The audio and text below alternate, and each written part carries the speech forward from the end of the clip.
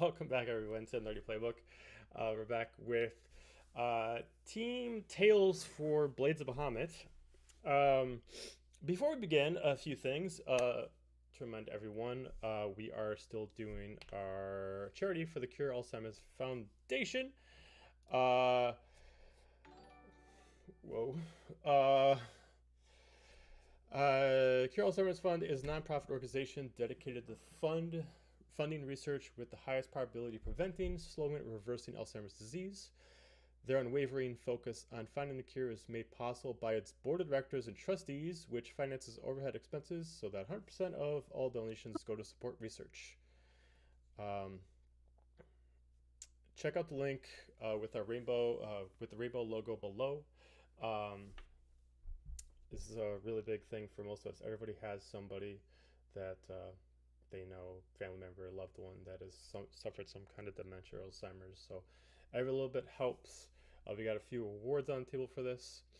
If you put anything down, nice crisp Air 5. All 5 of these digits are for you. 50 or more, you can pick any player from any one of the campaigns, and I'll give them a legendary piece of weapon or armor that exceeds what they currently have. If you spend $100 or more, give me an NPC character that I've created. I'll give you a super secret thing about them. Just don't tell anyone else. It's a spoiler alert. Starting next month, we'll officially be taken off, with the exception of Star Wars, the final weeks of every month. It gives us all the time to mentally relax from the D&D game. We'll still be doing some other things. Maybe we'll have some other streams, maybe video game streams. Maybe some artists will get together to do some digital art streams. We'll still have stuff going on, and Star Wars will still happen. So still stay tuned for much more things to go on. That being said, let's just go right into it.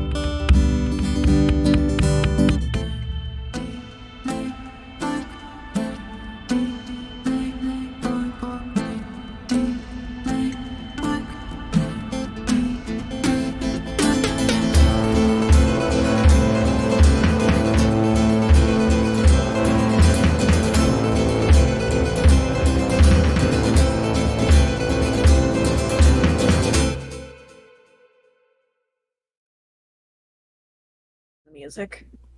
All right, well, we got a little bit of messages that the sound is quieter.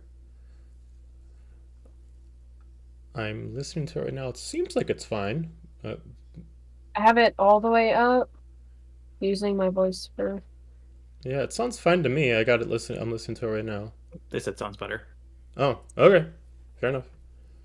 Okay. I asked, so I'm turning my suppression off. All right. So, last we left off with this group. After finding out what has happened to the rest of the team, the group themselves decide to finish off their quest as quickly as possible, turn in with V, and basically decide to depart. Find out that they need to take care of themselves. Return over to Fort Fenix after finding out where specifically Tenzin is, and the father of Dahlia, and meet up with Sylyk. With that, I believe Apollo was planning a way for you guys to get there. Or not Apollo, Hades was planning a way for you guys to get there. So,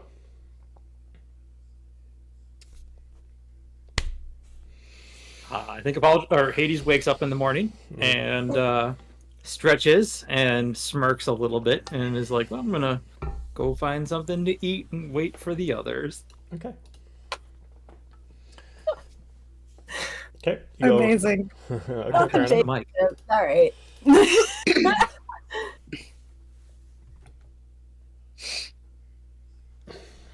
Oh, I'm so happy you played this song. Okay. You're sad that I played this song? No, I'm so happy. Oh, okay. Long story.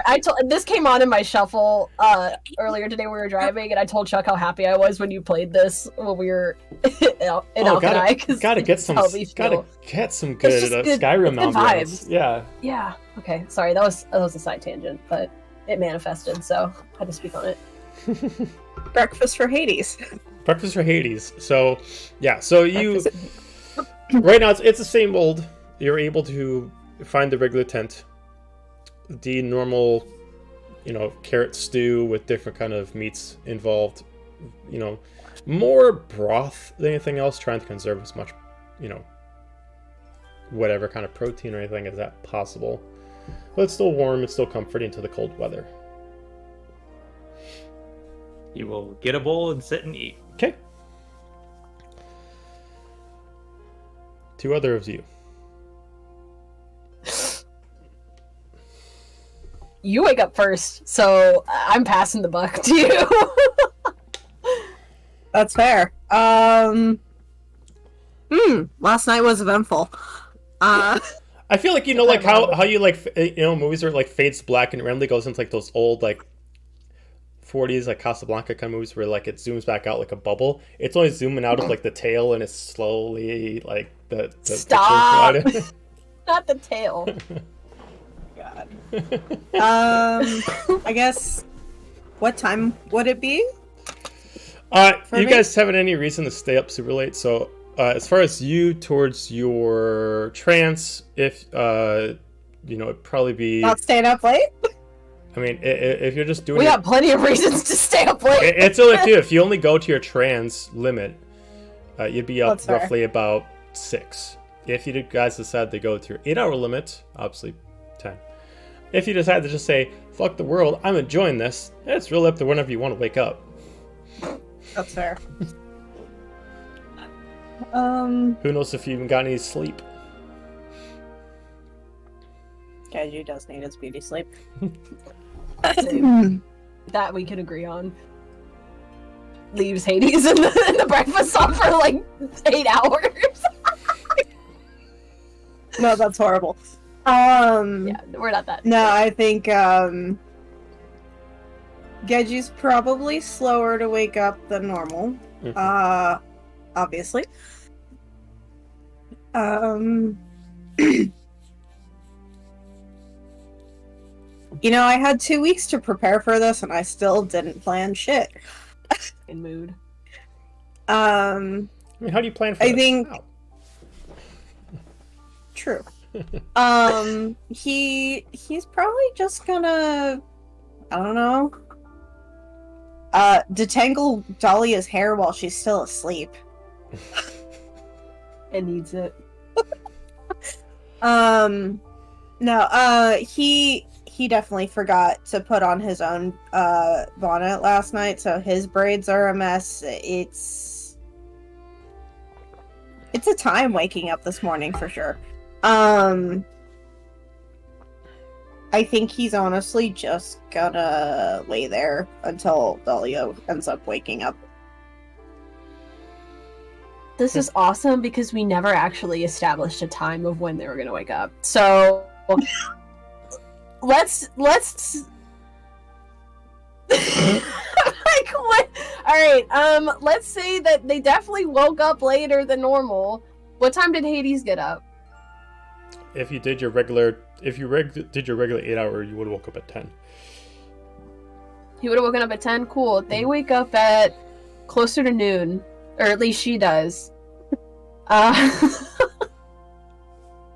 I would say she would just stir, and then be like, "What time is it?"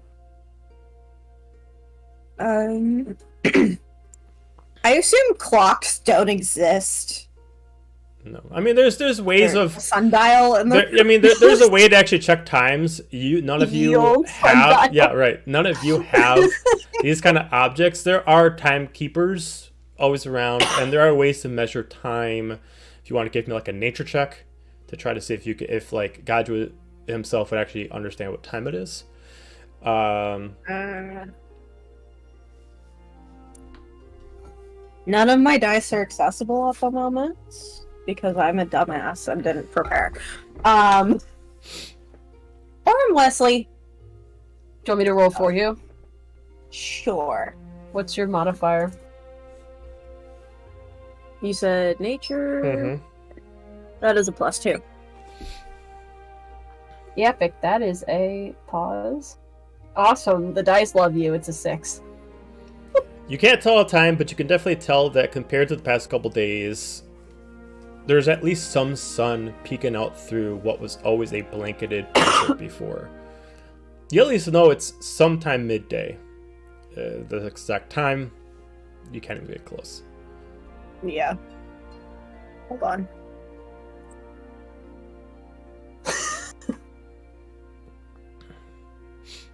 Sorry, dog is getting into shit. Oh, Popeye. Always getting into trouble. Probably around midday. Oh shit.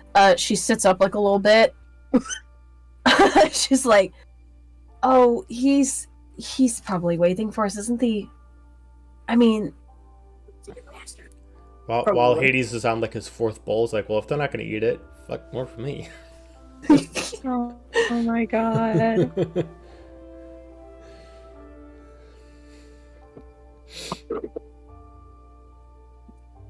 Sorry, very ADHD at the moment. Should we get going? Or Yeah.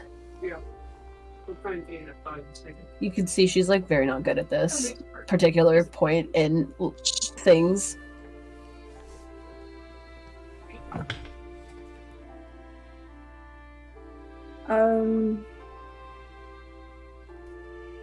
Might as well get dressed at least.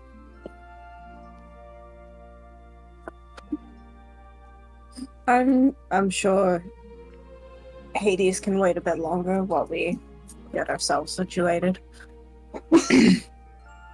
No fucks were given.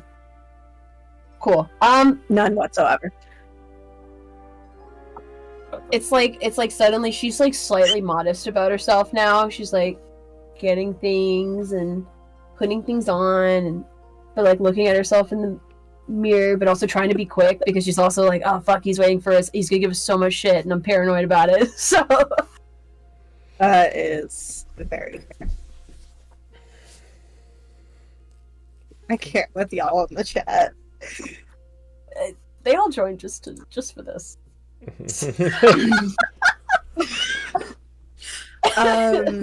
Now, Gaiju will start getting ready for the day and preparing, knowing that they also have some traveling to do and important discussions to have.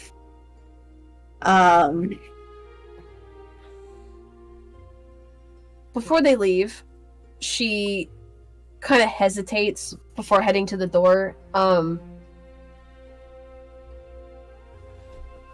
I think I have to word this. And she just kind of, you can see it on her face, she's pondering too. And she just goes, should we talk about this later? Do we need to talk about it?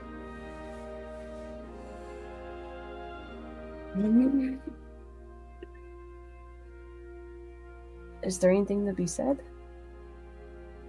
that we haven't already said or done, obviously?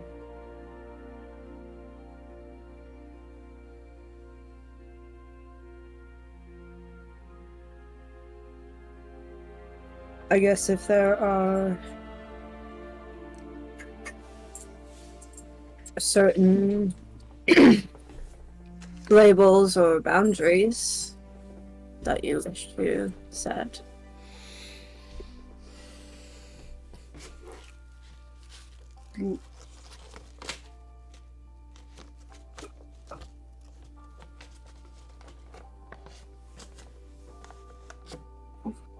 What were you thinking?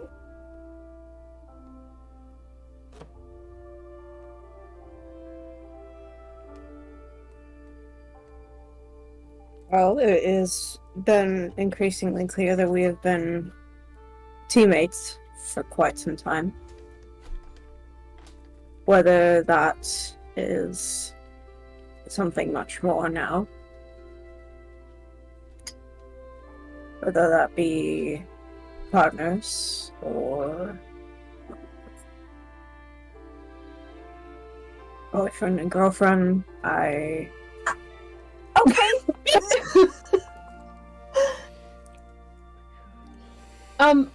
Yeah. If cool,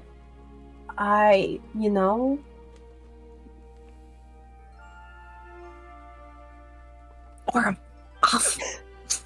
I'm sorry, his face is right here. You just see her, like, pull up her jacket over the hickeys that she very much notices are on her neck. She's like, yeah, that's okay. Sure.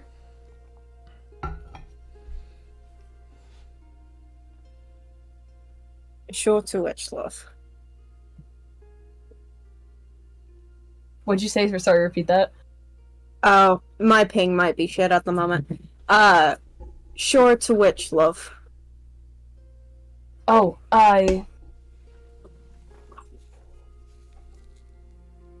boyfriend, girlfriend? Drop that face. That sounded like a See, that's question, why not I a was statement. It was like, yeah, sure. It's high excited. Mm-hmm. That's fair. Any boundaries I should know of?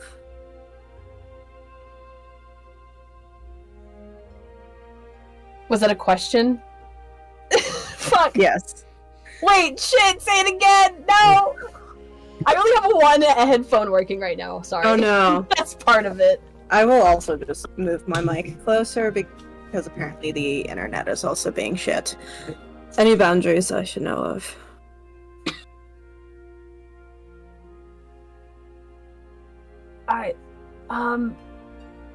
Fuck, I wasn't prepared for this personally. The usual?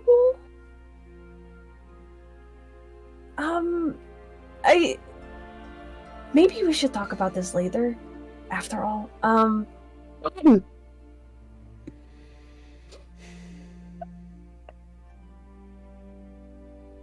you need That coffee? can wait. I think I need some coffee. Fair enough.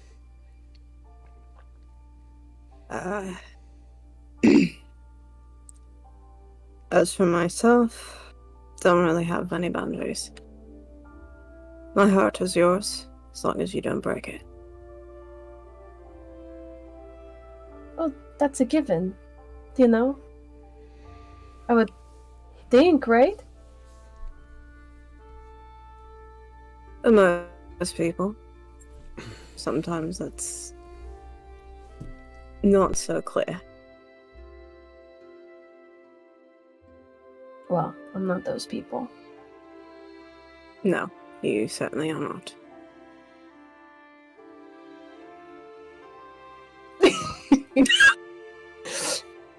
She'll give him a quick kiss and then skirt out to go find Hades. He will just follow after. Okay. And then cast Cure Wounds on the neck, specifically. Maybe twice. Okay. Depends. All right. As you head over to the regular eatery, where you've always been able to find him before, you're able to find him having, assumingly that Hades is still there waiting. He just brings up conversations with randos now. He's just talking to people. Okay.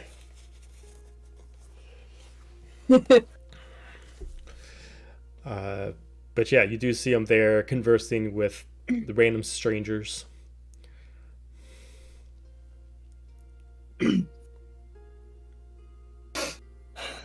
I Good take it. morning, Hades. Yeah, I take a deep breath, and then I approach him, and I let Gaiju do the talking for a hot second. So then I was oh, hello, you two. See your horns are not interlinked together. That's a positive. I look at the strangers, and I'm like, that's a really weird morning greeting. Interlocking horns to you, too. Yeah, okay. Apparently, last night was a success, as I can see. You missed one. He points at Dahlia's neck. She missed several. Shut up. Nothing to be ashamed of.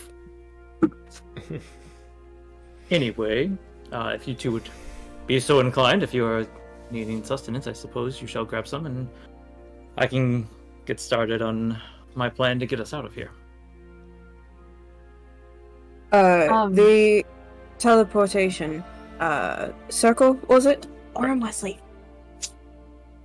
Is that a ritual? Does it take some time to cast?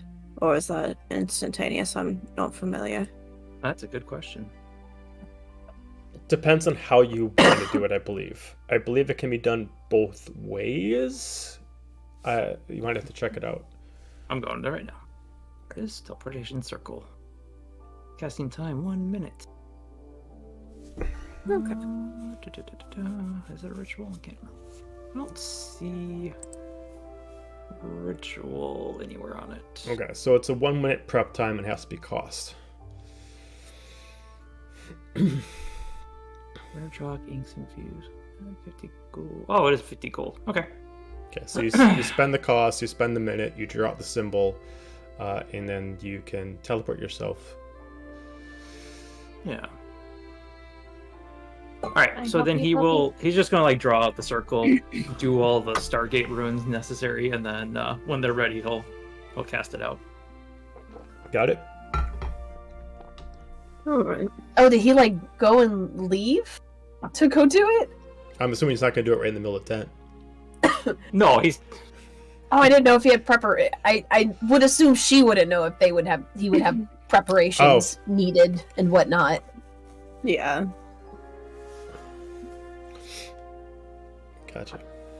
sorry. I just noticed 6th level spells, which I didn't have before. Ooh. Ooh. I don't think I leveled up. Anyway, alright. Oh, it's from this. Oh, I didn't know that had that. Good to know. Okay. What is it? The staff, the lunar staff. I didn't realize that was on there. Oh, yeah, you got a spell from that. Yep. Nice. 3 spells.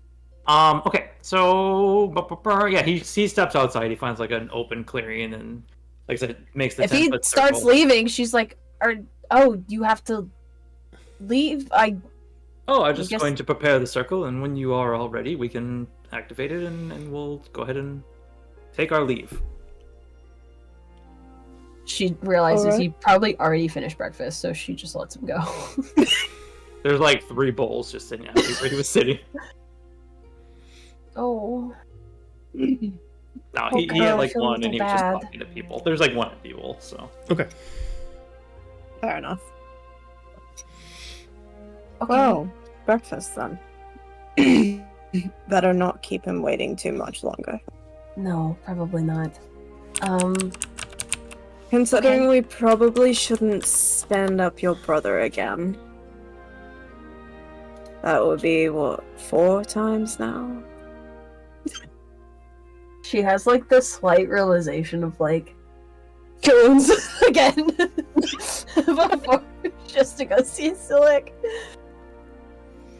And then she'll go and I guess they'll grab and scarf down breakfast or lunch at this point. Who knows? And then go meet with him.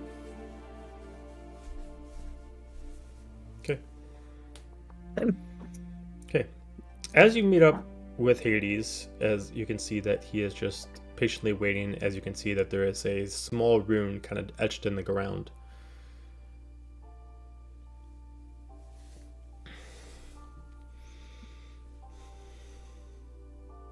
This is it? Ah, yes. Let's see. You all finished? You're good to go? Wait! I have clothes I need to go grab. I gotta go get my clothes. Okay. Fuck. Oh man.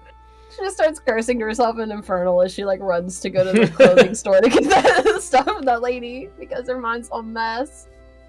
Did we have anybody at the blacksmith making anything for us before we left, like the other half of the party? Oh. I want to say everything was retrieved. Okay, I thought for some reason, No, we Ira had certainly. something. Oh. I think. No, I think Dira had a sword or something. She was getting repaired, but could that have been like the Hey, new Val, you're Aberrant totally camp? in chat right now. I will ask them in chat. Val Are to we the chat. feeding- Val to the chat, please.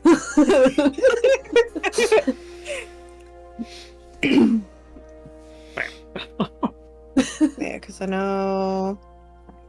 Because I know for a fact I had know stuff Dahlia that got needed to left pick in up New Aberrant clothes. camp that got left behind, but I can't remember if they had stuff in this camp or that camp that got left behind. Val Oh, says so no. The Cindy. only thing I felt standing in is with Cindy. Okay. Wow, Makes so it's sense. really just me making a goof. Okay. I don't think Z had anything. Yeah. Yeah, and I don't think Ren had anything either. Ren was just doing Mm-mm. the plague stuff. Yeah, no, Ren didn't Yeah. have anything. Everything Okay. that Ren was And I got retrieving my already got stone picked up. before the mission. Okay. Yeah, I think you guys got everything. So I think we're Alright, good we're then. otherwise. Okay. Yeah, go get your clothes. Get your shit, girl. I go get my shit. So, you have a good night, Hades? Oh, Oh no, yes, it I is got yours, but yeah, it was all right. I slept okay. The small room was not as small as they implied, Good. and I Glad to hear. won't pry about your evening, but I will infer and assume. Ask what you want, I have nothing to hide. Oh, I don't need to know anything. I'm sure it was a lovely evening. Delia is a lovely gal, and I believe that the two of you make a wonderful couple, and I'm happy for you. Thank you. I appreciate it. I can't tell you how many times inside Apollo's head I was screaming for you two just to kiss already. I'm sure far too many. If Apollo was here, I'm sure we'd be high-fiving right now.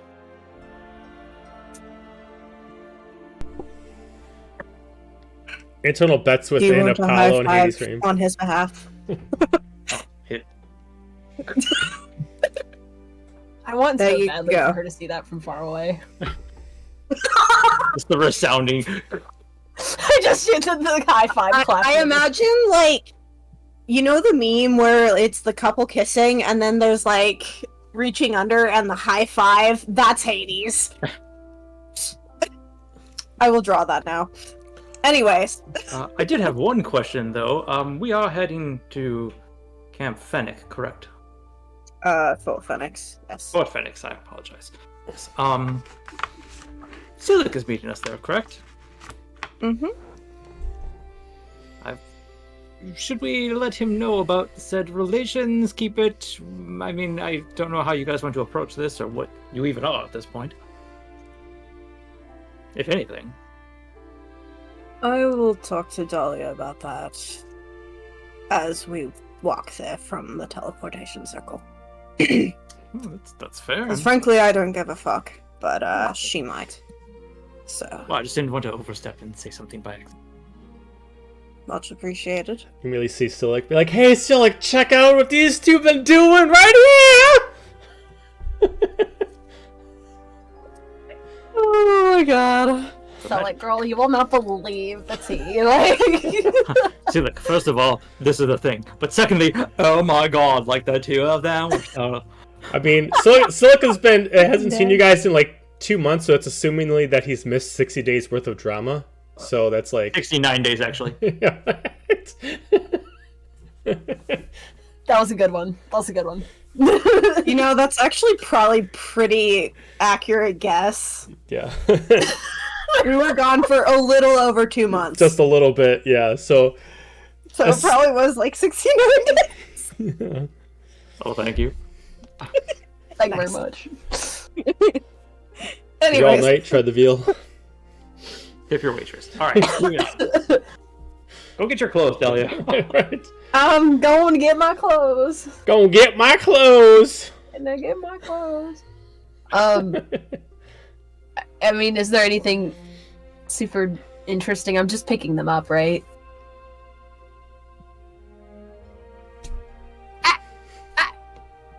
Okay, I mean, I'll go play it out if you want. I'm No, I mean, you don't, walking I in. mean, it's up to you. I mean, if you just want to grab your clothes and just like put it in whatever weird pouch you got for clothes, yeah, sure. I don't know how you carried I them would- before. I mean, we're teleporting, so I imagine like we have our packs of stuff. So Mhm. I would grab it from her and be like, "Oh, thank you," and then I would run away before she can see my hickeys, and then I would shove it into a bag, and then report back to squad. More shoving things in the other Doing things. this. Got it.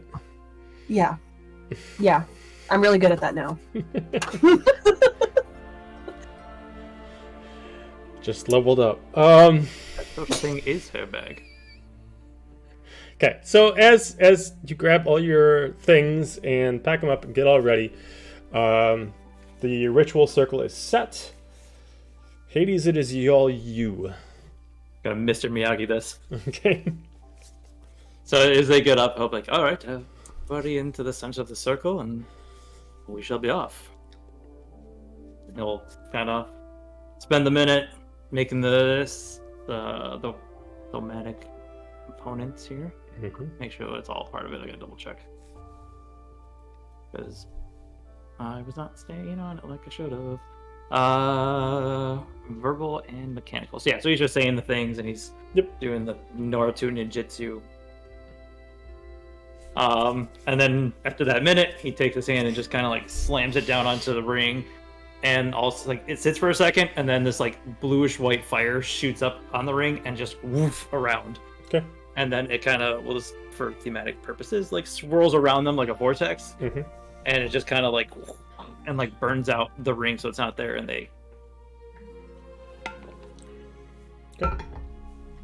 As this magical flame starts circling around you and starts pulling you in, about by the time it totally envelops you, a couple seconds later, it starts going back down until you can see that you're in a completely different location, even off your first glance. Instead of snow, you got prairie fields. Instead of large winds and cold weather, you have springtime. The immediate change of temperature kind of throws you off a little bit.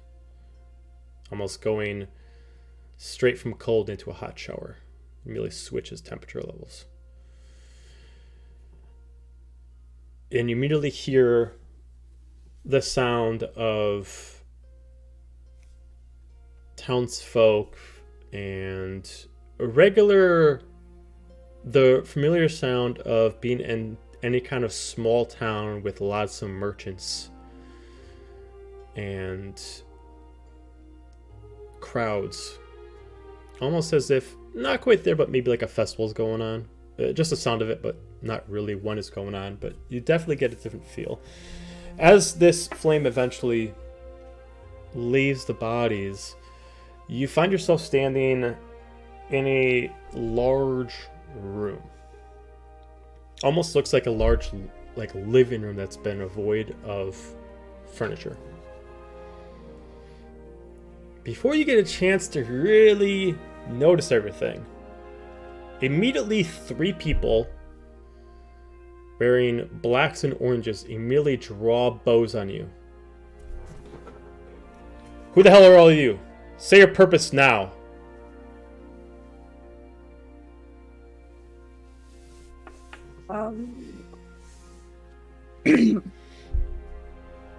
We're teleporting to retrieve our ship. That's nice. And Excuse me. I am Apollo. This is Gaiju and Dahlia. We've been working with the Hardwind, and we're here to retrieve our ship from the dock. What was our ship name again? I don't remember. The It's- Moonlit Train. The moonlit tree. Thank you. As immediately they kind of like get closer. You're not really helping here. As immediately you just hear from like a distance, like, wait. As immediately you just start seeing what sounds like a female immediately charge in and immediately push her way through. Wait. Wait 1 second. As you immediately see a fair-skinned, what looks like sea elf run in, female. Immediately come in. Sorry, I was a little distracted. They were sent upon our team's request. All right. And you didn't tell us this before because I was busy. Sorry, can you just like let them pass? If there's any kind of fee, I'll pay for it. No, just don't. Just make sure if anybody's coming through, let us know about it. All right. As they start like walking back to their posts, as you can see, wherever you are is like a sort of like a very low-tech research room. As you immediately see this this bluish fair-skinned sea elf walk up to you, hair tied up in a bun, in the back, bang sticking down. I can already see someone looking at me funny about this. Go ahead, keep going. Pink hair, and kind of wearing like a black top. You can see that she's got a few lighter tattoos, very similar to what maybe a mage or a warlock would have, but they're very like non-prominent. They're not like black on blue. They're kind of like almost kind of like a matching tone to her skin. She's like, sorry about that. Sylyk didn't tell me about your all arrival until just a little bit ago, and he's been really, really busy, and he wanted to meet you himself, but he's a little preoccupied. But I'm here to retrieve you. Nice to meet you. I was assuming the V would let you know we were coming, I guess, but maybe not. Okay, you know Sylyk?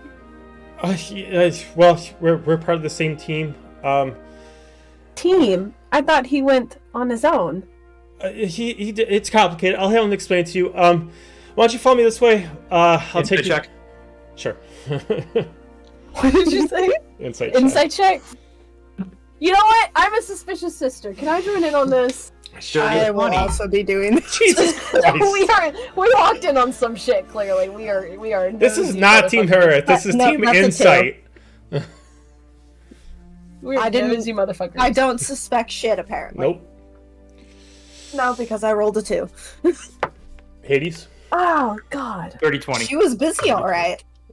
You fucking jinxed me, Gravity, because I rolled a 2 now, so that's a 12. So between the couple over here, maybe you're two a little Dehydrated. still, dehydrated, a little still rattled from Wow. like before. It just can't, All right. Hades, you immediately notice a couple things. One is she's not lying about a team. It seems very relevant that whoever Sylyk, whatever she's representing Sylyk for, they're part of a certain group.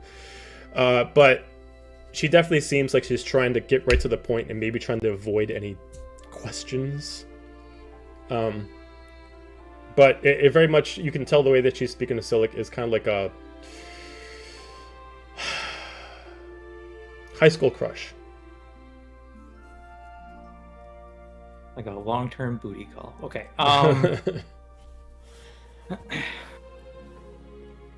But she immediately opens up the doors as immediately light gets pulled in. As you immediately see that you're still midday. In this case, it looks like maybe when you guys left, sun might have been in a position than where it is now. So you guys are actually more of a setting point instead of more of a rising. Still given enough light where the orange of the sun is still peeking over the actual tree line, and give enough light over the actual ocean itself that gives that nice lakeside glow.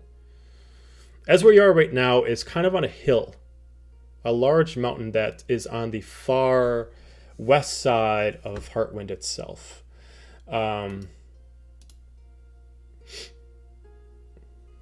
So right now you guys would be right here.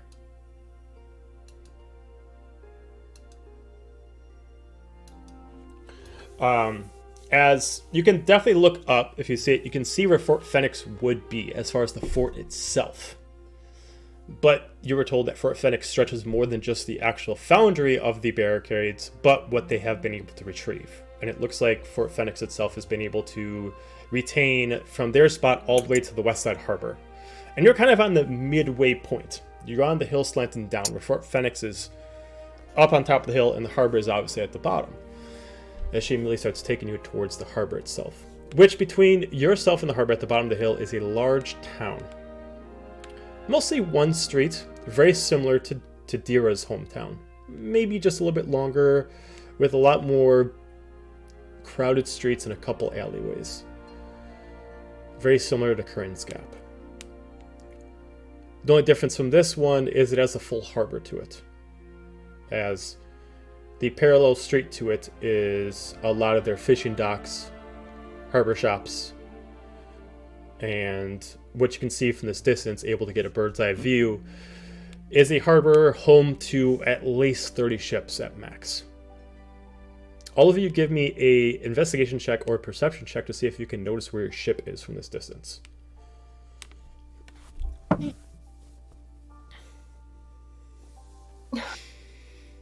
I nat one. I'm so distracted this morning. You said perception or... Or investigation. Either one applies to this. Got an 8. Wow. 15. Okay. 9. 9. Through all this, maybe taken into the light, a lot of things going on.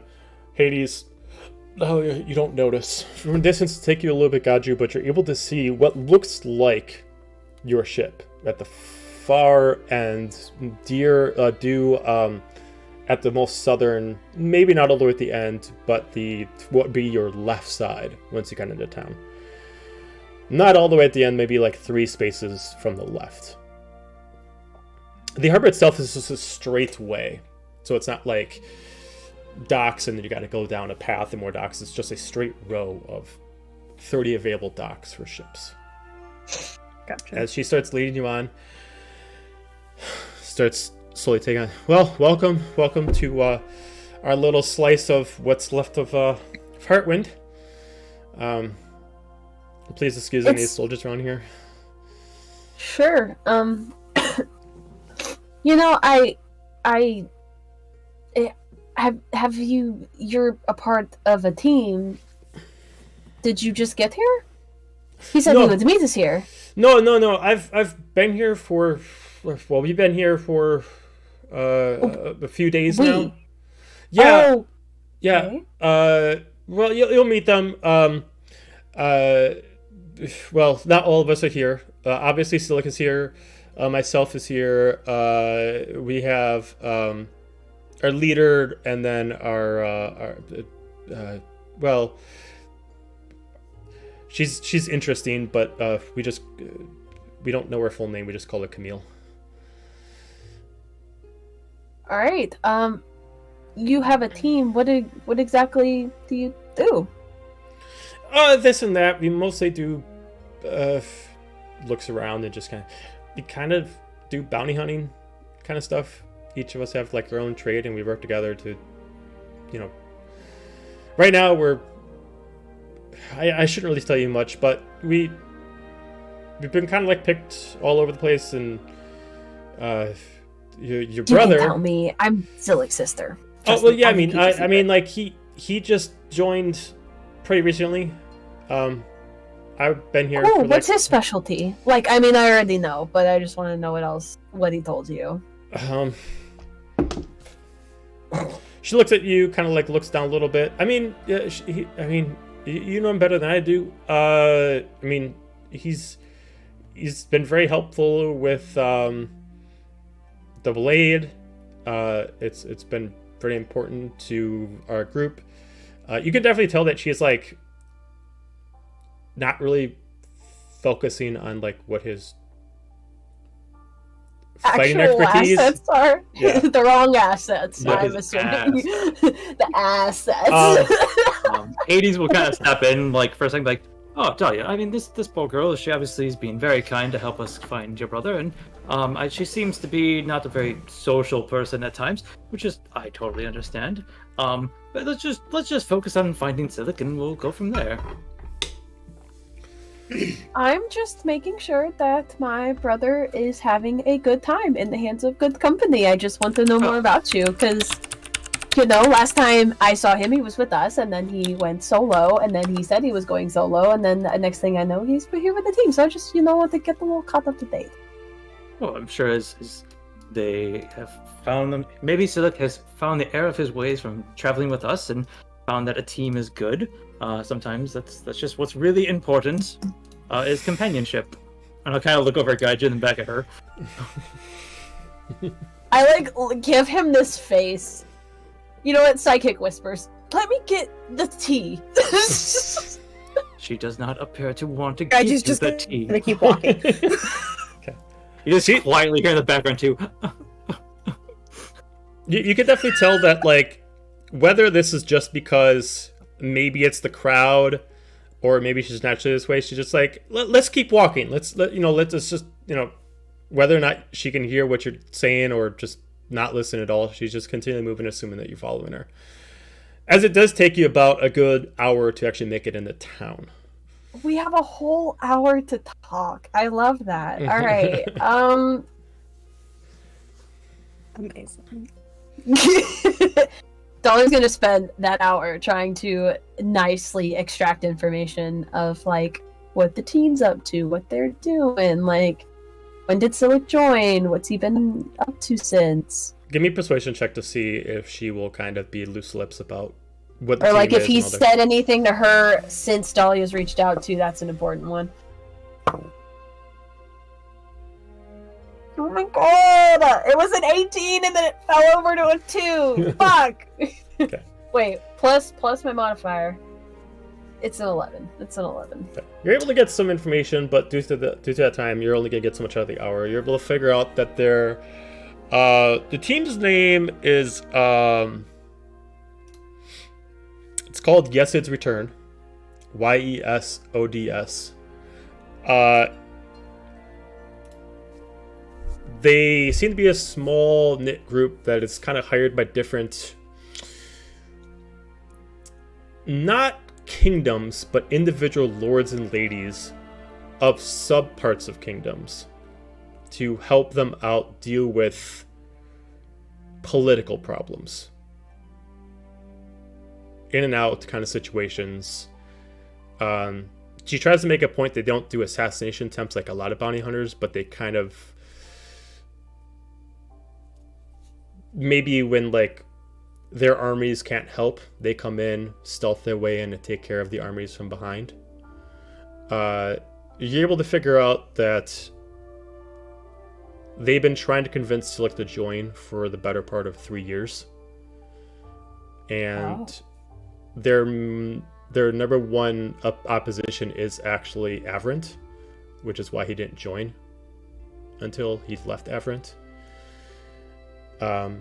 She's been around there for about 6 months. She's not really a full-fledged fighter. She more or less uses her magic to teleport them in, get them back out quickly. You can tell based off what she's saying that she's a warlock. And you can give me a perception check on her. Specifically Dahlia. Okay. I'm glad my shit rolls are tonight. It's a 12. 12. As she's talking, you pay attention to some of her tattoos, and they all seem to follow a sort of theme. It's hard to see what each one is until you kind of, like, look at a certain light due to the fact that her skin's light blue. And not as bluish or teal as Sylyk, but more kind of like a pale blue. And her tattoos are kind of a similar shade over those. You can definitely tell that they're very similar to what a cleric would wear if they had tattoos, praying to whatever god that they pray to. But in this aspect, even though she's a warlock, it seems like she gets her power from some kind of angel. a lot of the symbols specifically show off a variant of a symbol. None of them that grab your attention. What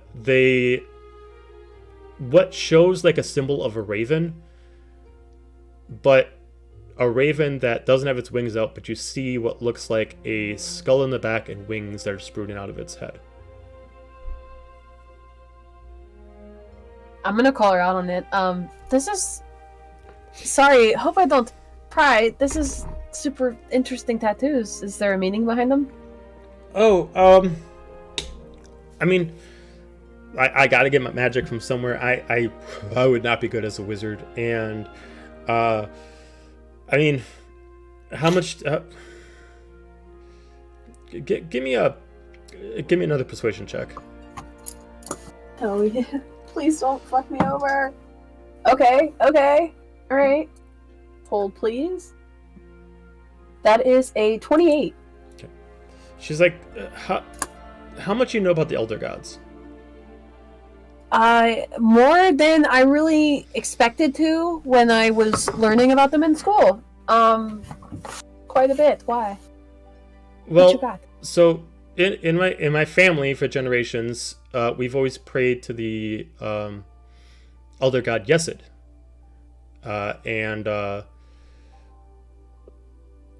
and so that's how I get my magic. Wasn't this one of the gods that was in the Alkadai? No. No, it wasn't. No.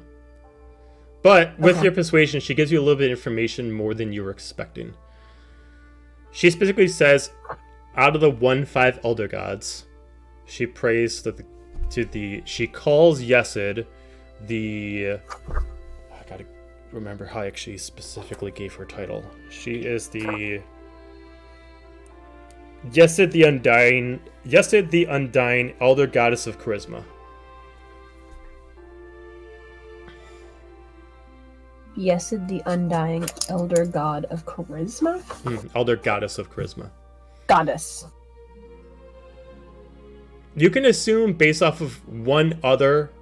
that title and only one other elder god that you've been told of, the Goddess of Wisdom, that the 5 elder gods are based on strength, dexterity, constitution, the standard stats.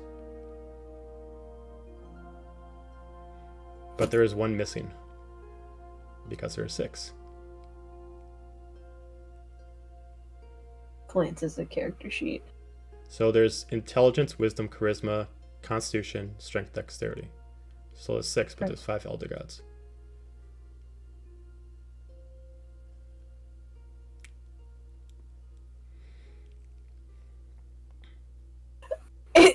I'm not the smartest person in this group. Like in actuality.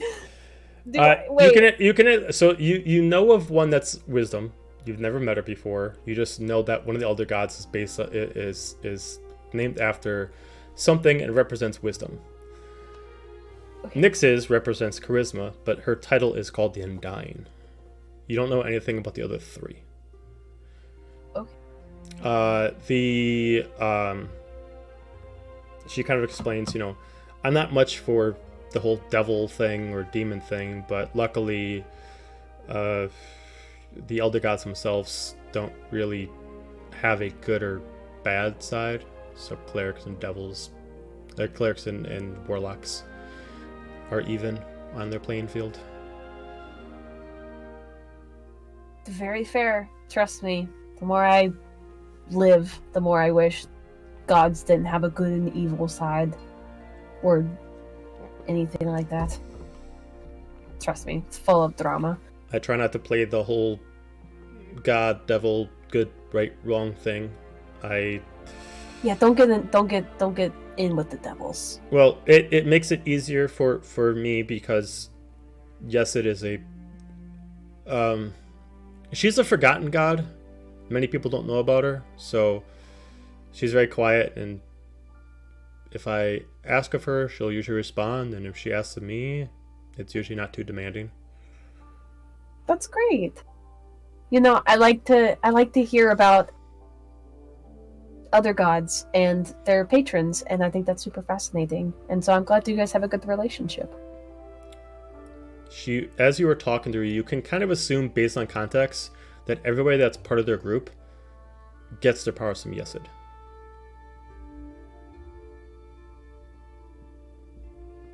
Except for Sylyk, or... Sylyk's a warlock.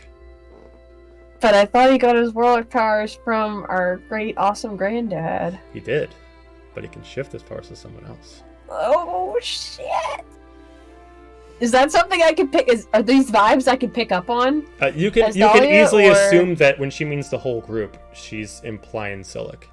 That anybody's part of the group must get their arcane power from Yesid.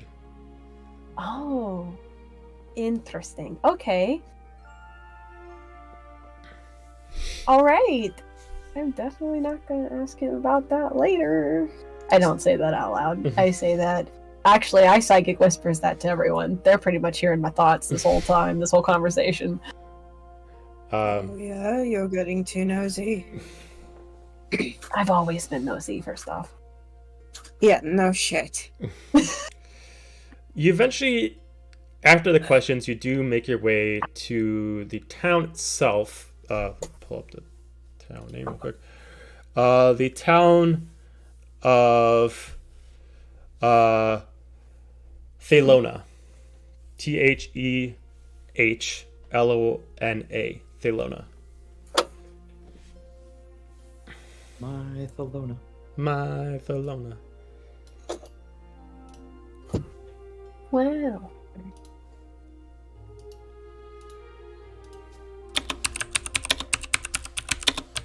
Alright. As you get in there, she's like, all right, so I don't know if you have anything you need to do or if you want to be take it directly to Sylyk. I don't know the details about, all the things, but I was also suggest, bring you in town and then show you around unless you want to go see him right away. Was there a drow man with Sylyk? A drow man? Like this complexion. She holds up her arm. She just looks at you. She's like, I mean, I haven't seen him in a couple days, so I don't really know.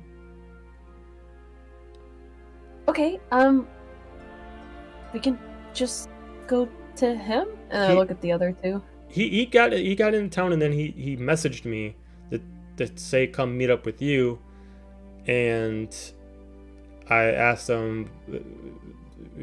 I was kind of confused because usually I'm not the gopher of the group, but apparently he trusted me to do this instead of one of the other team members. It was a bit rushed and a bit last minute, so I apologize for the inconvenience. Oh, it's okay. It's okay. I as a warlock, I don't exercise too much, so it's probably good to get some calisthenics in and a little bit of aerobics. So it was alright. Can't relate. Oh, Sylyk only trusts few people, and that's quite the honor that he would trust you with this level of mission or responsibility. As she kind of plays with her hair and kind of puts it back. Oh, I'm sure it's not that big of a deal. Oh, it's a pretty big deal. Oh, if you say so. Well, I'll take you to him. As you start getting to town. Shit, no. What'd you get? It was a 5, so total of 8. So you all get alarmed to immediately hear a roar coming from the harbor, but you don't hear alarm for the rest of the townsfolk. Everybody, give me a nature check to see if you can understand what the sound is.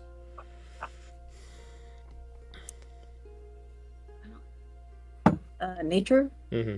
Nature, what is that? For some reason, 20. I got a nat 20. I don't know why this check would be the one, but... Hades? That's a 12. 12.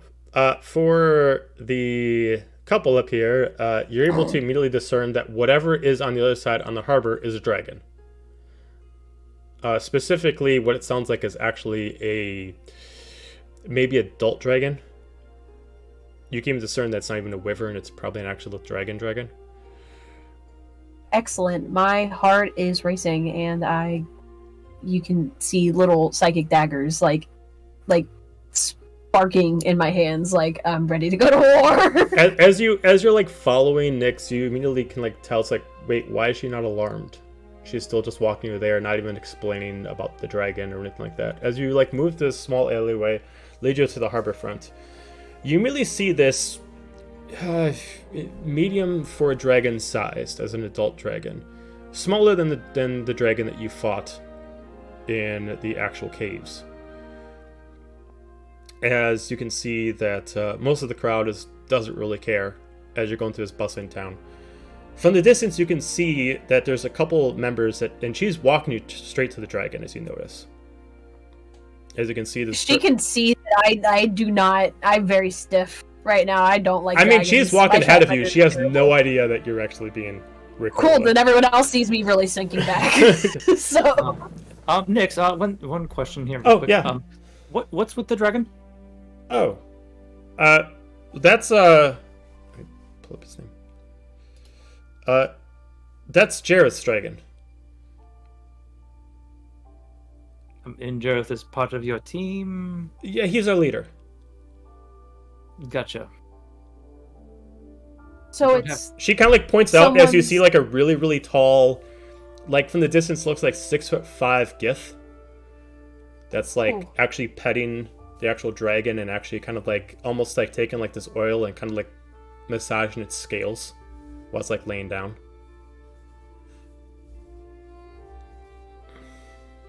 She kind of points out that's Jareth. I mean, he's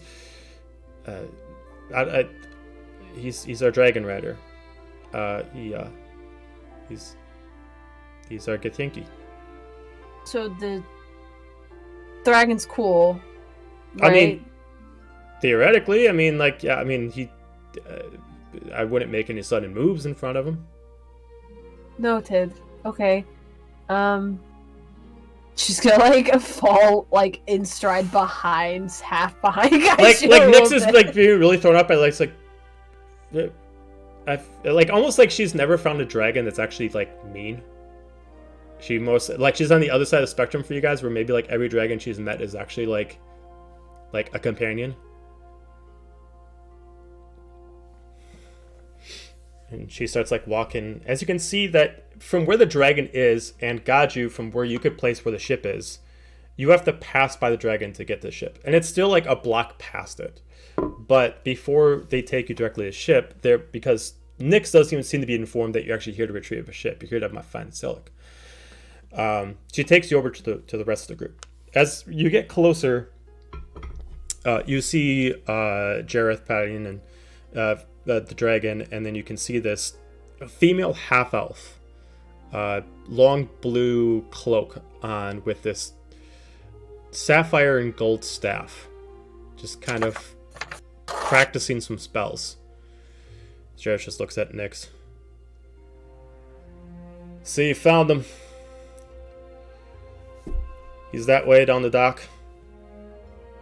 Can you make sure that he does this with haste? I gave him 2 moons. He's got 1 left.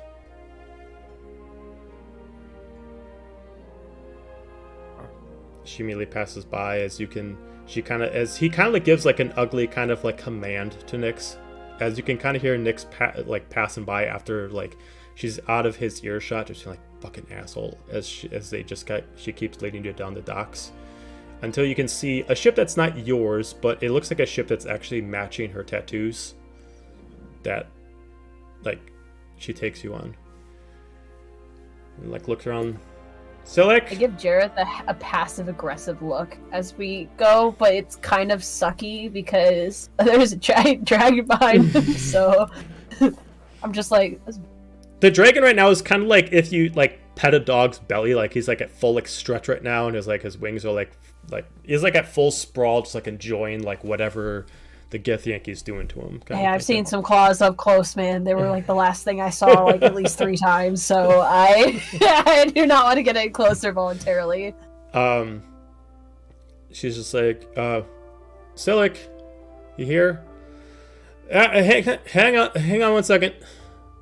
Just you can hear him like, almost like stopping something with water. Maybe he was cleaning himself up.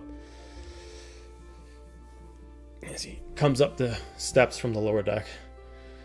Hey, how's it going, guys? Immediately like walks up, immediately comes right up to you. Immediately walks up as he's about to give Dahlia a hug. And he like looks like, he's like, wait, something's different.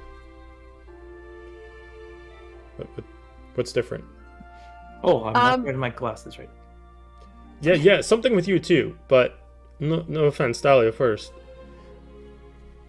Something's different. Maybe we can point out the elephant in the room. Half our team's gone. Oh, they're not. Well, Could go straight you to mean they're that not? shit. There's not more. Wait, what do you mean? I thought they were coming up behind you. No, they're gone. There was a. Okay. Maybe it takes themselves back. Okay. I'll be right back, guys. Okay.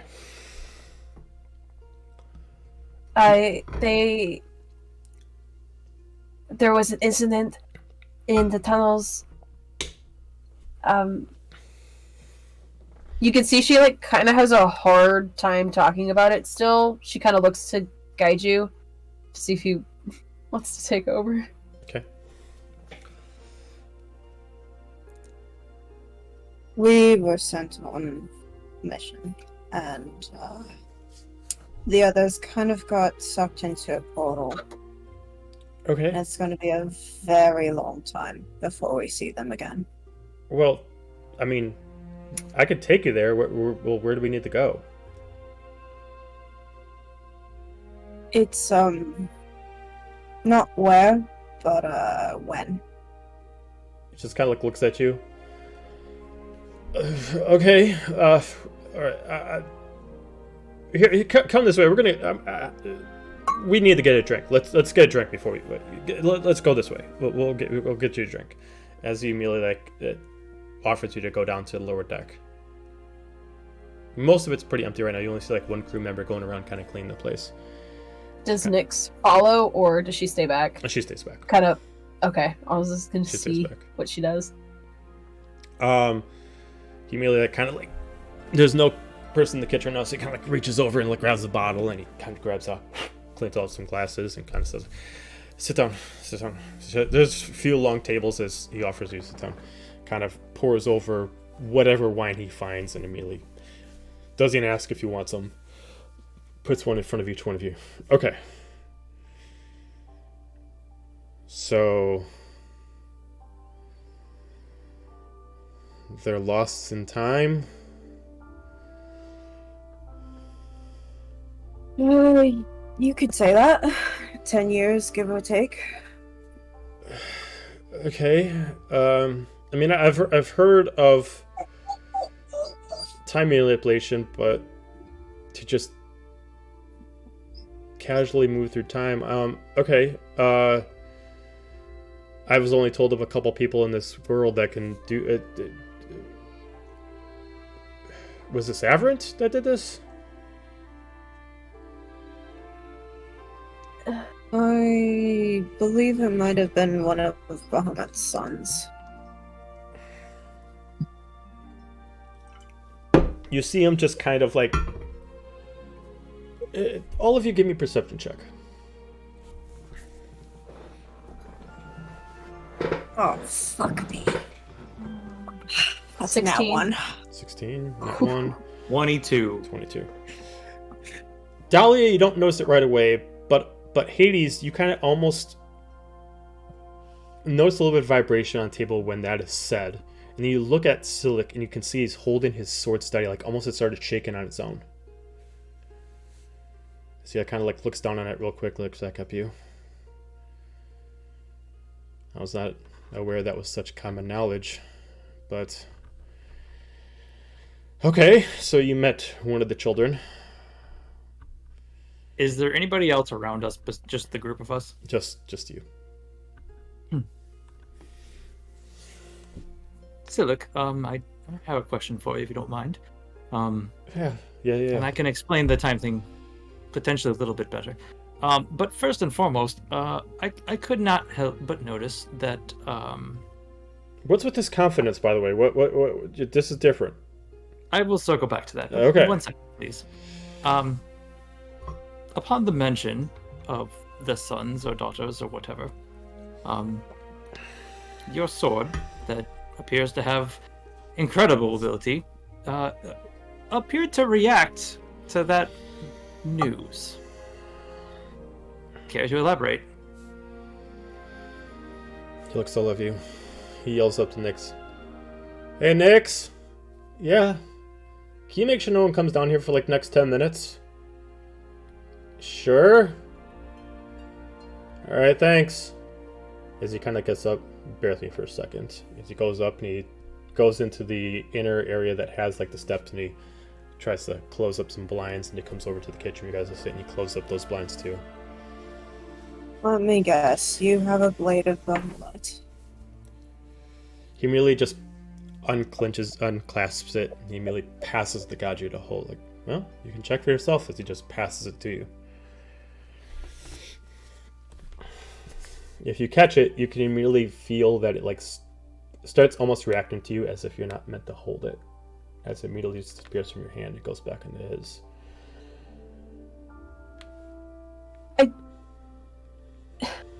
You know, it's just another one for the list. Another thing I find out. Just add to the list. He immediately just kind of lays the blade right on the table between all of you, evenly spaced.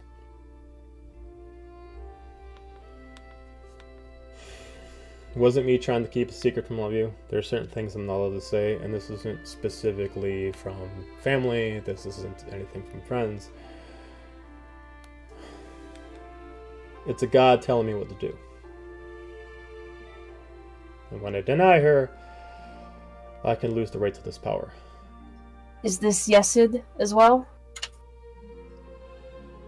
As he kind of like looks up in the direction where he assumes that Nyx is. No, this is not Yesid. How many gods are you doing favors, deals with?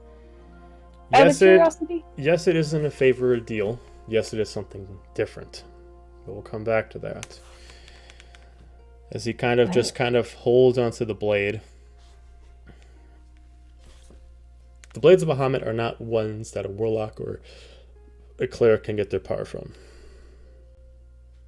They can only devote themselves to one person and one person only. Each blade itself has one of their, whatever you want to call it, essence, souls, remainders of their beings, life force, however you want to translate it. They got passed on, and Bahamut enchanted them to become blades. Therefore, you could control them at all times. As far as I know, there's only one. I'm assuming that's the one you encountered. It's only one that has not been enchanted. As far as I gotta remember her name. 1 second. As far as Mizuchi, as he just points at his blade, she's been enchanted to the blade for the past 100 years. She was originally my father's and my grandfather's.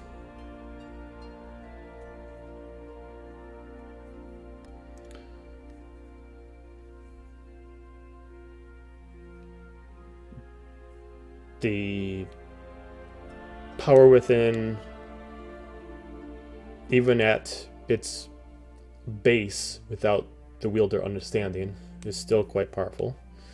But once you're able to communicate with them and understand, it's a different power entirely. It's not for a cleric or a warlock to pray to. It's the wielder that gains the power.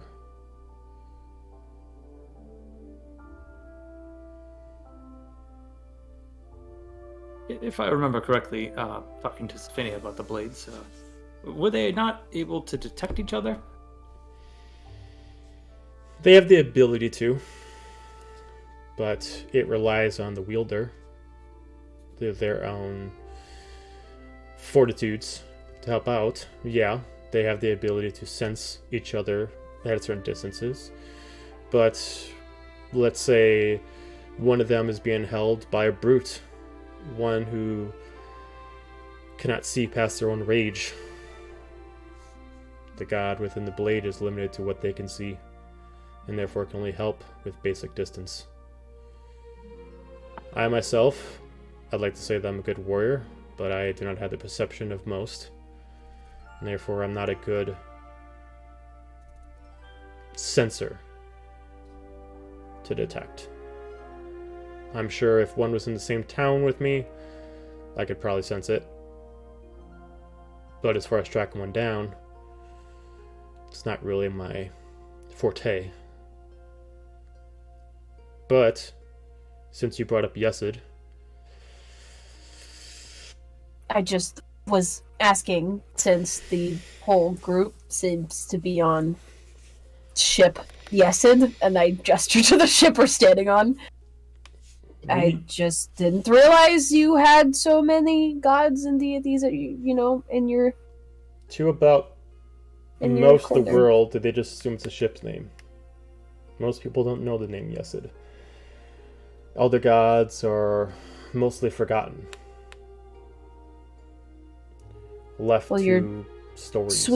sweet friend Nyx, I give him this look, gave me the rundown on our trip down. So I figured, based off the context. She really shouldn't have, but that is alright. We are a small group that keep the information of Yesid secret. Her story has been tarnished, and she's the much forgotten god. Most of us that are in the group believe that if we serve her, we can live longer lives. She is the Undying, of course. I don't believe it, but I'm sure you understand I refuse to take the power from my grandfather. So, they had me meet her. She's definitely, let's say, one of a kind. And terrifying.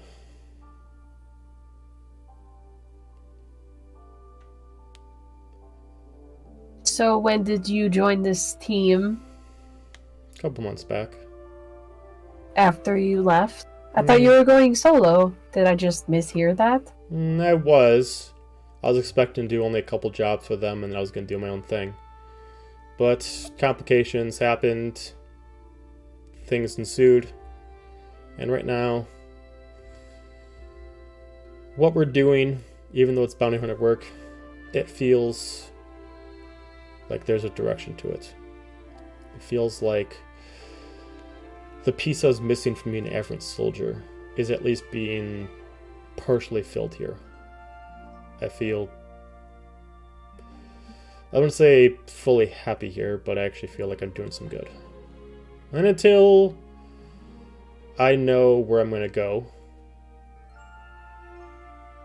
this group doesn't have a preach situation. Each one of them does what they want to do to get Yesid's trust. We're not clerics. Well, I'm not a cleric. And I'm barely a warlock. I only get a little bit of power from that. We're not preachers. We give her, she gives us. And that's all that happens. So there's no chance of you coming to sail with us for a little bit, I guess. He looks at all of you. I mean, if you want me to, I can come sail with you. I just was asking. I just didn't expect you to find another crew so fast. Oh. It's cool. It's He fine. just immediately looks like his like, oh no, I did it. No, oh no. It's okay. You know, there's just no one. Can I insight his complications, by the way? Sure. Inside his complications. When he said there was complications. When he's done, I also have something. As actually a dirty 20. Ooh. The complications, you can assume, kind of reading him. Seems that whatever he was trying to intentionally do, maybe did not work out, or at least isn't currently working out. You can also assume, based on the context, is that there's certain things here that make him happy, and you can assume it's someone in the group. I didn't know if complications meant that, Un's night stands ended in certain things. You don't assume it's that. No, you just assume that maybe like the complication is that he didn't expect to actually like move into this life and then actually have.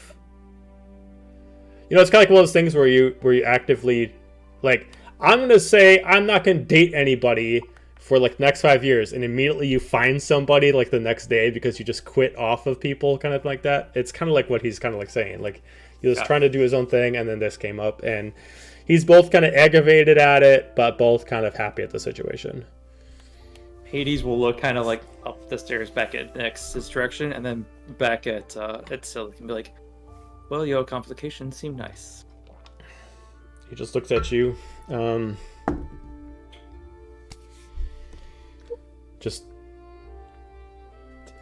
Well, I appreciate that. Question. Mm-hmm.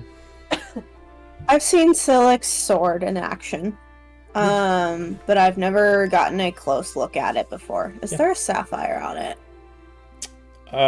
Give me a either investigation check or perception check on it.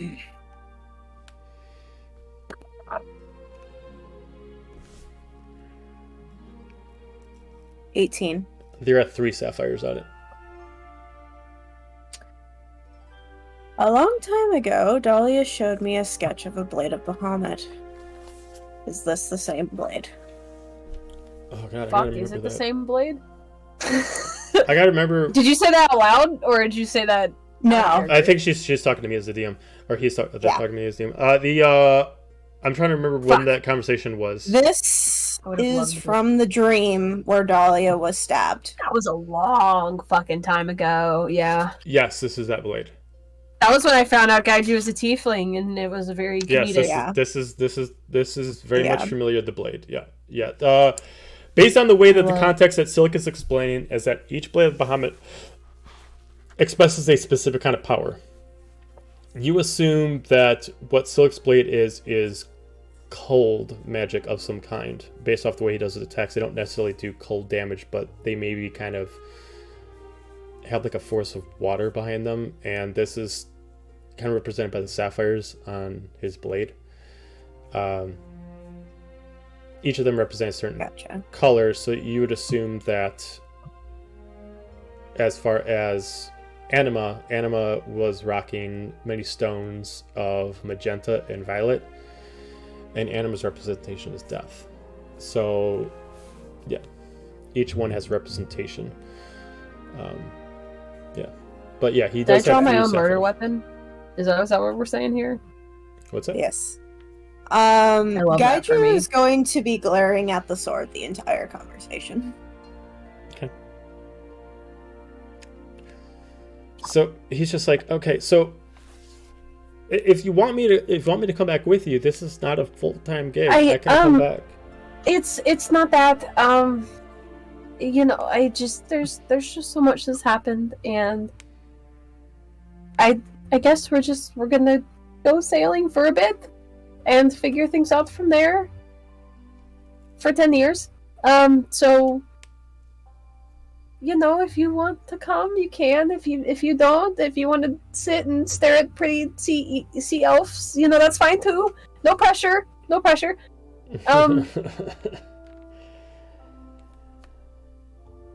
Well, but you all have a lot on your plate. If you think that me being there is hopeful, I will be there. Pretty sea elves aside, I will be there. But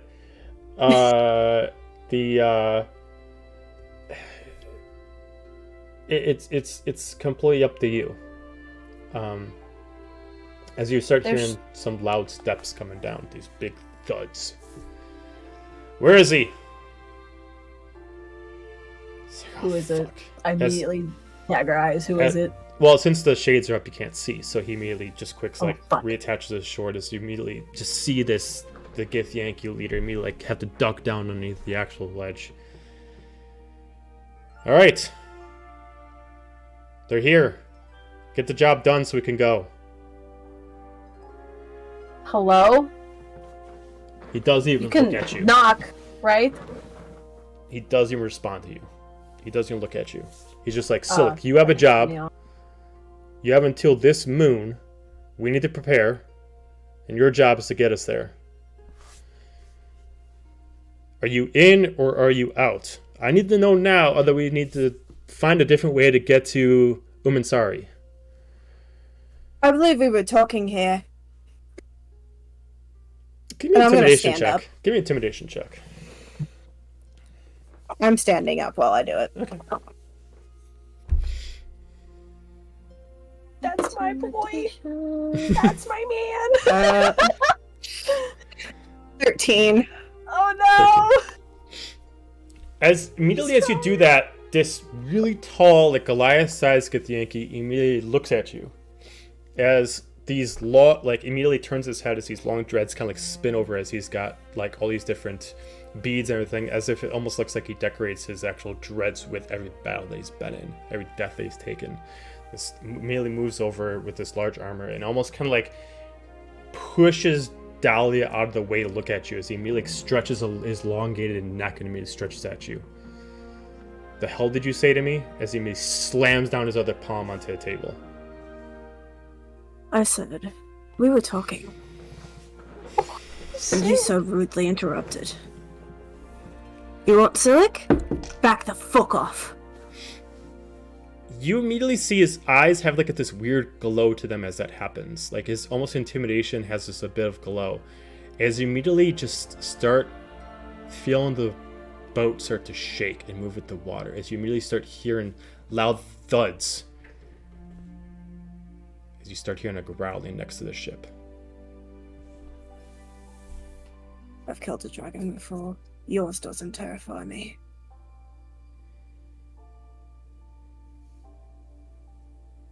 He looks back at Sylyk. In or out? Just give me a little bit. We still got more to do. You have till moon.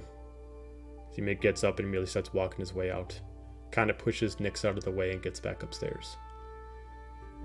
A pleasure meeting you. You keep a lovely company. Yeah, he's not the better part of it. Asshole. Yeah, he's a bit of a dick, but he at least provides the money we need to do what we need to do. And yeah, as much as he's an asshole, he at least, when it comes to the missions, he at least is the, you know, he's not as bloodthirsty as most are. So I can't defend him by any means, but at least he's good in a battle and he will defend all of us when it comes down to it. He's an asshole in public, but he at least works so well in a battle. Well, maybe you can teach him some manners in the meantime. That wasn't appreciated. But fine, if we need to go on our ship to have the rest of our conversation, then we can do that. Well, as he readjusts his belt with the sword on it. Well, you're here for a reason. As much as I'd like to talk to you, you're here for your father. Why not take you to him? I gotta take care of a few things. And you can meet you back on your ship. The moment he mentions her father, just priority is shifted. Okay.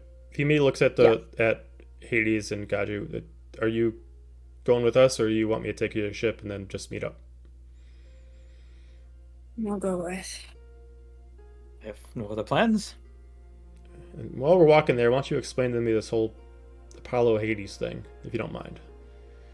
Yes, that. I will do my best. Okay. So as you guys start walking, and he heads back into town as you kind of explain like the whole spiel. Eventually, you find out throughout this town, all these buildings are pretty high. But as you get to one, kind of wondering where he's taking you, you eventually see this like sort of like lavish hotel. So he takes you inside, holds the door up for you guys. Immediately starts pulling out a couple keys out of his pocket as he starts like fisting with them to figure out which one it was. Goes up a couple floors to the third floor.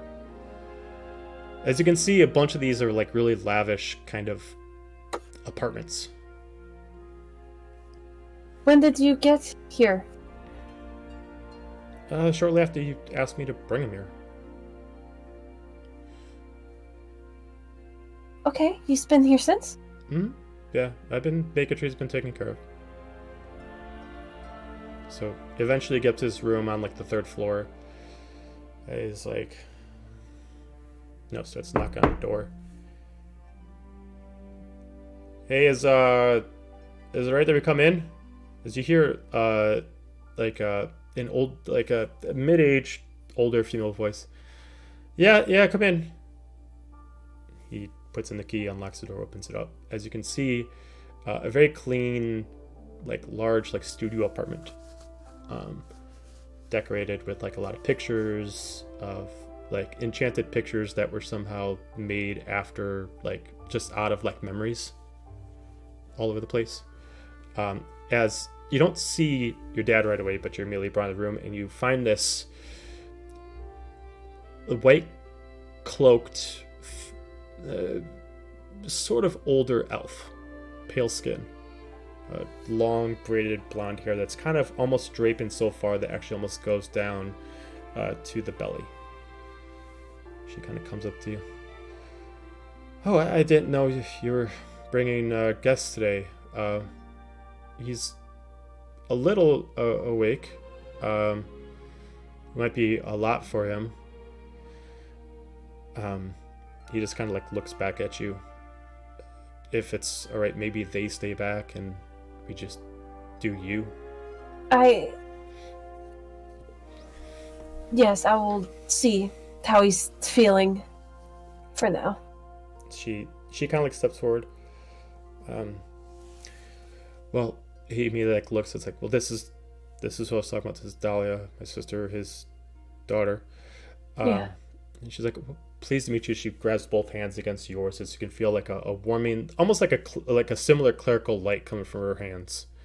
More of a like even more of a mending glow than even you have. Like almost kind of like instead of it being anywhere offensive, she's officially dedicated herself to only healing.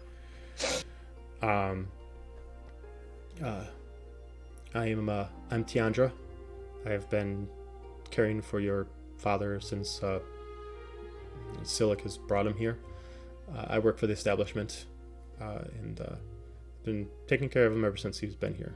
But if you want to follow me, I can take you to him. Yes, thank you so much. That would be lovely. Is that okay? And I look between Hades and Gaiju. Oh. As you all are looking around, you see these like pictures that are kind of like almost like it was a enchanted mending on the wall, where almost someone like almost made the wall believe that these pieces were there, and then they just kind of got like put into like the wallpaper, and you can see different kind of pictures of things that were destroyed when you guys saw Dahlia's house originally. Pictures that have been remended back together. Her before she joined the Avrant, her as a child, some of them before their mother died. Just all the regular, like you went back home and you saw these all embarrassing photos of you as a kid, kind of all over the place. Don't look at those. Don't look at this one. But they're not just specifically her. Some of them are even before. You see Dahlia like look at one, go, oh, Yeah. I keep walking. That one weird picture that they still have of like you as like a 2-year-old butt naked running around, like ass out kind of Don't thing. look at that. But Nothing he hasn't seen. right. But some of them are even before. It's not specifically just from Dahlia. Some of them are. These are just like his best memories that he's had, and they are kind of like some of them are of his happier times before, like when he got married, when they knew they were expecting, all that kind of stuff. As Sylyk just lets you know, it's like I'll be out here. You go ahead. As she just. Sure? Yeah. No, I've been seeing him every day. I'm sure it'll be nice reprieve for him to finally see you again. As she takes her hands and just like starts walking over there, as she takes like these big, huge Victorian doors and just slides them open, as you see this large, lavish like bedroom, cleaned up. You can see him sitting there, still not in full condition, still probably not the happiest, but better than you've seen him before. He's currently reading a book, sitting down there, and he looks like he actually, like, due to the age that's gotten over him, he has like these really advanced spectacles on that's having him read. And he doesn't even hear that you're in there, as she just kind of comes down. And you have a guest, huh? As he immediately looks up, he can't see you because he has to take off the glasses. It takes one. Hey. As he's just kind of, give me a second, as he kind of like gets up, and you've never seen him spring out of somewhere so quickly before. That's great. Kind of comes right out. I still bolt over to Okay. give him a huge Like, tight hug, so I'll catch him. As he starts holding you, as he holds you nice and tight. I didn't know when I was going to see you again. No, she hugs him like she thought she never was going to see him again. So, how are you feeling? I'm so sorry. Things have just not gone planned. But it's fine. As he's like slowly like patting like your like there's a slow like fatherly pat of like the hair, like draping down like the back of the hair, and like holding you. It's like, no, it's fine. Your brother was doing a good job taking care. You can definitely feel like as hugging him, like he can handle a little bit more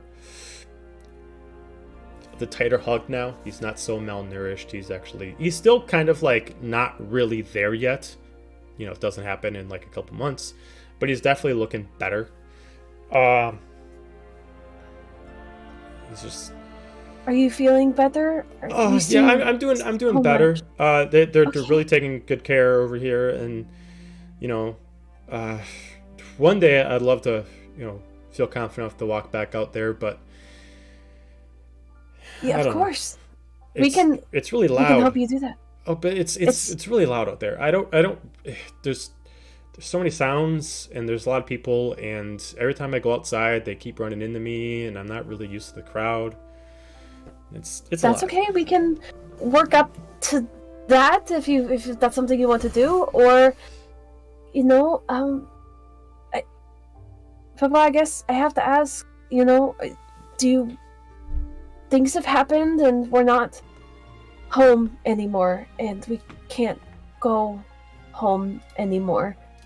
I have to ask, would you want to stay here in Fort Fenix, or would you want to stay with me? Oh, I mean, I'd rather not go back to Averant, if that's okay. I don't really like it over there. It's bad memories. No, we don't have to go back to New Averant ever again. Oh, okay. If you don't want to. Oh, well, where's your place? It's a ship. But you'll have your own room, and you could help out on the ship if you want. Like a ship on the water? Yeah. Yes, and maybe even one day a ship in the sky. You have your own ship. Oh, wow. Yeah.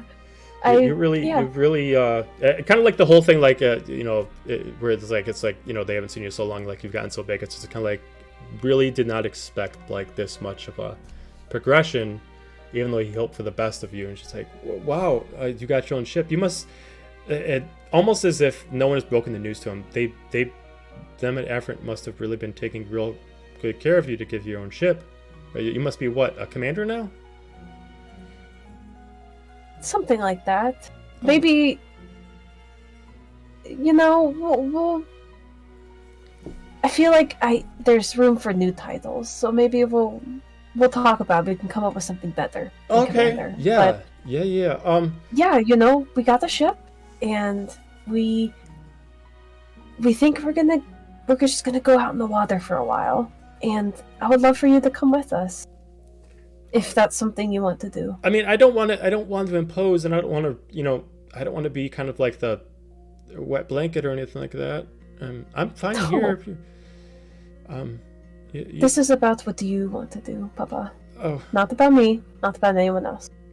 Well, I mean, it would be nice to kind of, you know, I've always kind of wanted to see the world, and if you guys are going all over the place, I'd like to join. If I don't want to be in your way though. Like you know, but it would be really nice to see you more often. And You're not gonna be in the way. Just tell me. Do you want to come? he kind of like looks down and he kind of like, you know, twists his foot around. He kind of like looks back at you, as like a very slow dry tear kind of comes down his eye. I'd like to do that. You can. And she gives him a hug. And then after a second pulls back and she's like, you can meet my team, some of my team, and the crew members, and, you know, maybe Sylyk will come for a bit, and you know, some special people in my world. I'm gonna have him do a check on you. Okay. Don't check me, Dad! He looks at you and he kind of wants to see if there's any differences about you. No! There's relatively the same. Not my own dad, can I please? Not my father! Hair's pretty much the same. He merely stops and he notices your necklace. Okay, thank God! He notices your necklace and he's like, You found it. Ooh, okay, for a moment she absolutely was panicking for a second, and then goes, Oh, he doesn't know your tells as far as that. You know, like it's thank God. Okay, cool. he's like, Great. You found your mother's pendant. Wait. You found your, like, immediately as it's hitting him that you know the secret has been kept from you like all this time. He's starting to figure out that you found out about it, as he immediately tries to like look back at Sylyk, and he just kind of like looks down. He just starts shaking his head. And you can just, whether or not you look back or not, you can just see Sylyk just like whisper sorry to him. I like try to catch his gaze again, and I go, I know, and it's fine. We will take care of it, figure it out. I've gotten to see her again, you know. You saw your... How? It's complicated, but I was able to with Apollo and Sylyk briefly, and she misses us, and she's still here. You know? She sees us, and there's so much more I could say about it, but maybe another time. I'll tell you all about it. I'd really like that. I really would like that.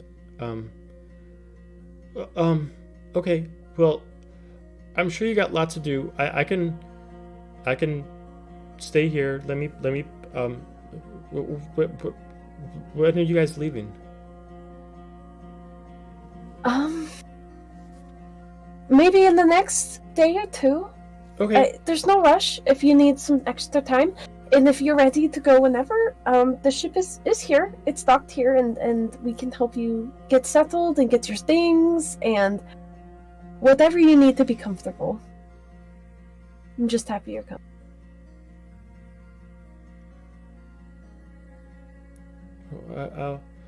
I'm.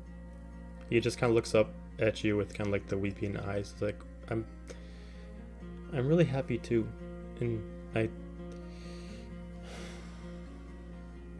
just need to. He just like he can't speak. He's kind of like choked up. His eyes teary-eyed.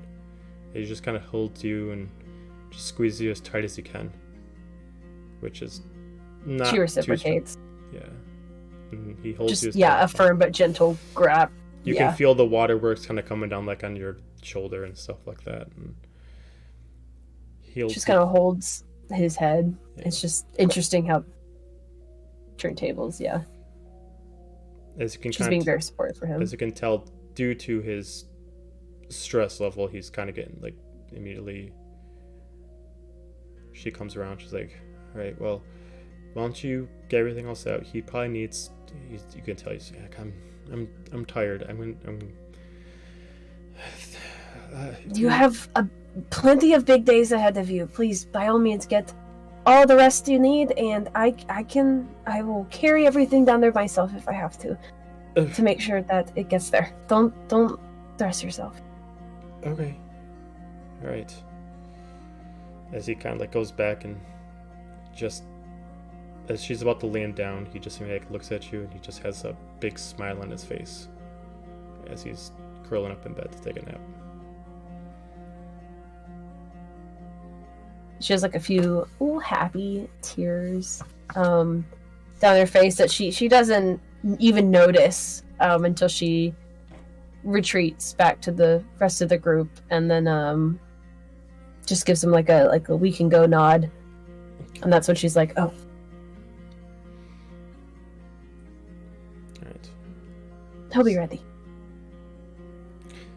As you start heading out, Sylyk mentions to you, all right, so I'll take care of the last minute cost for getting him out of here. Let me take you to the ship. And you've done so much, Sylyk. I can cover it, I promise. It's fine. You've done so much. He's like, well, no need to talk about that right now. Let's go take you out to your ship. As you start heading out, you pass back by the dragon, everything like that. You can kind of get an eye full from the Githyanki kind of staring you guys up as you pass by. Yeah, I was gonna say, I'm sure somebody's giving him I'm absolutely squaring up the entire time, like cat with like fur standing up. As soon as you pass by the TikTok meme where it's like me and my protective guard dog boyfriend. You pass by like the shadow of the dragon as you're able to see the end of the harbor, and you're able to get pretty close to your ship itself. It's well maintained. It looks like the crew has been taking care of it. Most of them aren't on the ship right now, as Sylyk's like, I figured they didn't need me on the ship all the time. I didn't mean to impose or anything like that, but I've been making sure this ship has been kept up. They've been kind of staying over at the tavern, so I don't know if you want to see the ship first or see your crew first. There's only a few of them left. A lot of them kind of headed out, but I did what I could to try to keep them paid.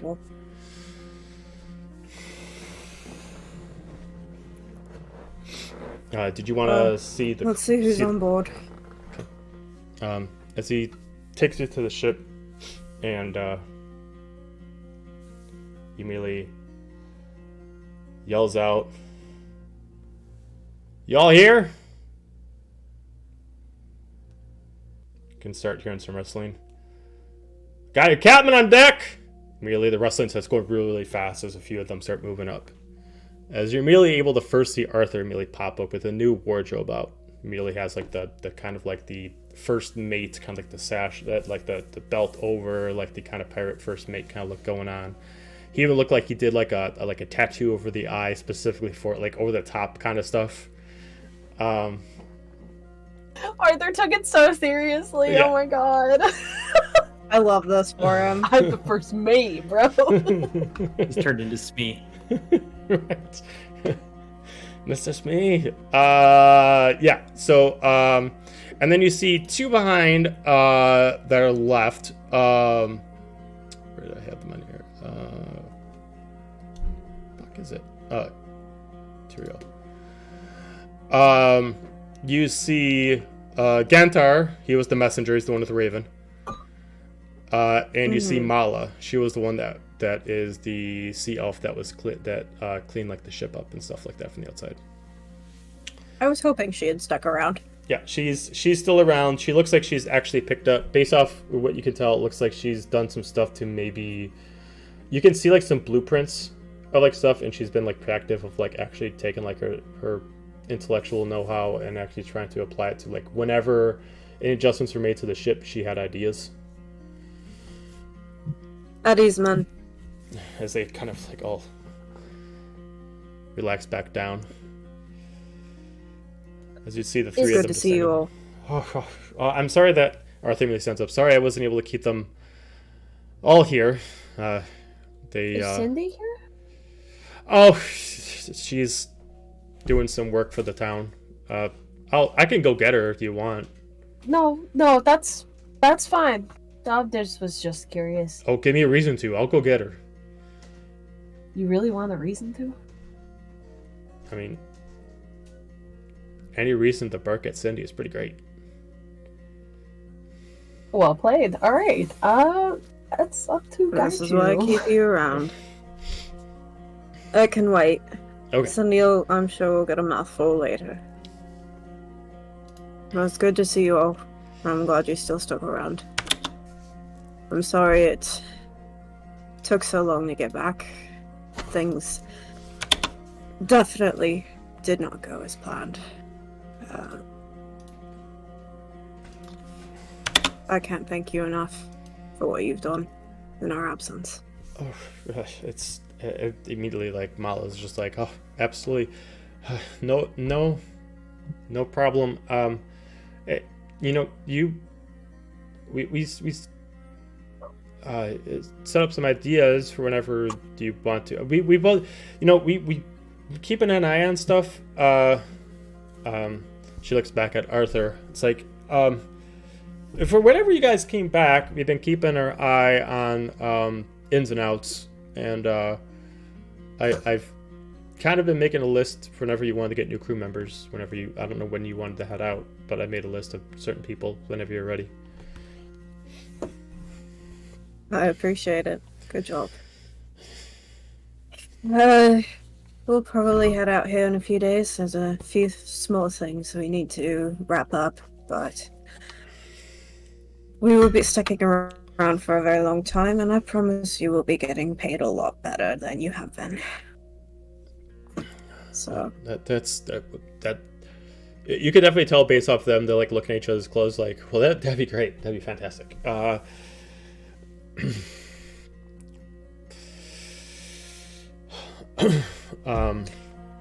Just a second. Jail for both of you. What? For being horny in DMs. Oh. No, it's Ben. It's all Ben's You're fault. making jokes. I'm trying to be serious here. Sylyk just looks at the group. He's just like, I gotta do something real quick. Once you're done here, meet me back over on the Yesid. Just meet me back there. And yeah, sorry, I gotta go take care of something. As he immediately just, yeah, and he immediately just kind of like heads out.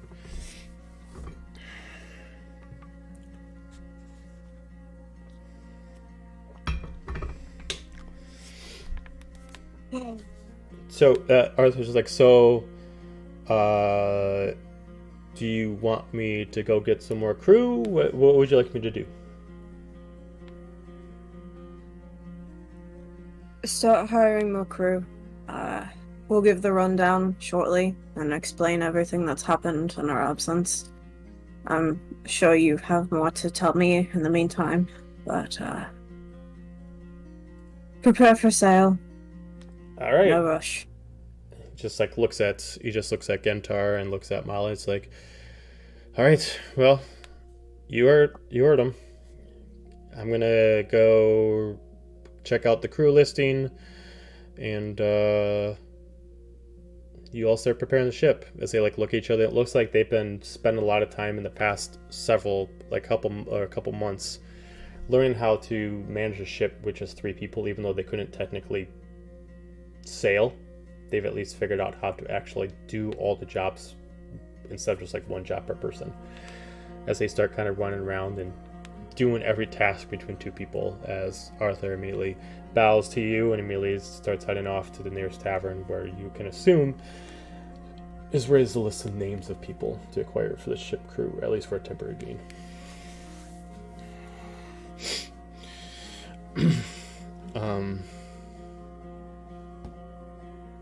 Yeah. So, what would we like to do? Did Sylyk come with us, or did he just leave us? He came with you, but he just mentioned to you that there's something they have to take care of really quick over at the Yesid. When you're done here, meet him over at the Yesid. Right. Okay, thank you. I look to the others, and I just say, "What should we do with their rooms?" Oh, we should leave them. They do plan to return in 9 years and so many months. As you spend time walking around, you notice what Mala was talking about as far as future adjustments to the ship. Several blueprints are made by her of how to make this thing fully work. This ship was once an aerial ship. She's figured out a way of how to do it and what the cost would be to eventually get to an aerial ship. The different kind of adjustments would make to make this more of a warship, make magical armaments to it, basically make this like a top-notch, even better than an average ship. She's got costs by them, where you would go to go get it done, basically preparing to see whenever, if you ever returned, if this is something that you wanted to go to. She took many scenarios into account. You see like 20 different blueprints of different things that you could do to it.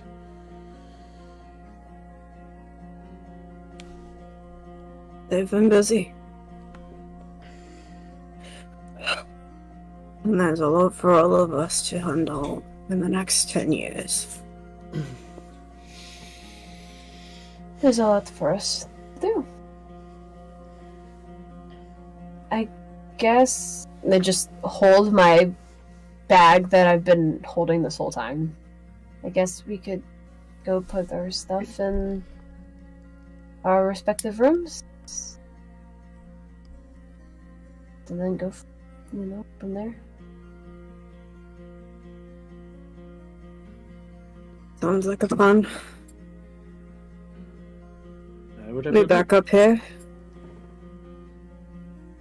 Are you guys actually like just dropping stuff off, or are you guys taking a rest? I think just dropping stuff off. Dropping stuff. Yeah. Okay. Alright, so you're able to drop stuff back off into your rooms, reacclimate I yourself to the slowly ship. shuffle down to my room from the other floor. And then come back up. Apollo lingers in, or sorry, Haiti Apollo. He lingers in his room for a minute, kind of looking around. Apollo. And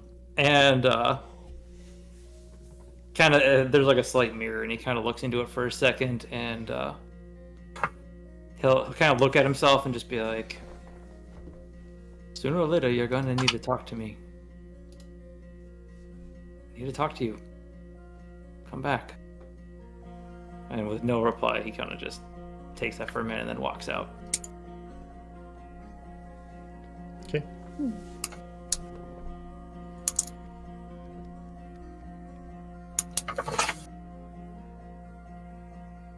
So you guys head back over to the Yesid then?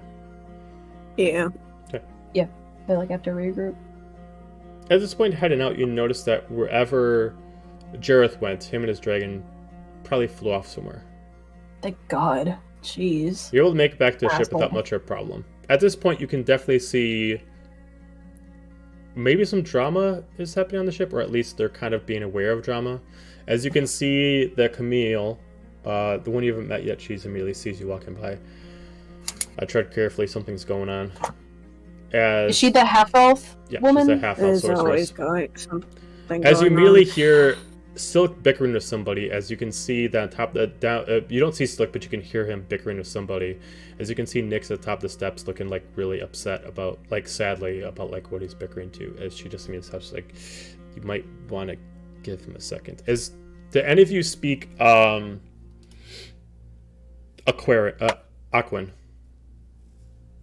Nope. No. I can. I mean, it's up to you. If I hear them bickering and I can't understand what they're saying, go ahead and cast comprehend languages. And you called me nosy earlier this session. Okay, then also give me a perception check because he's not directly by the door, so I need to make sure you can actually hear it too. Okay. That's not bad. 19. Okay.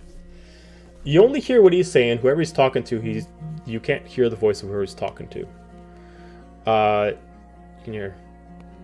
I know we haven't talked in a long time, but at least do this. Do this for your son. I only ask for so little.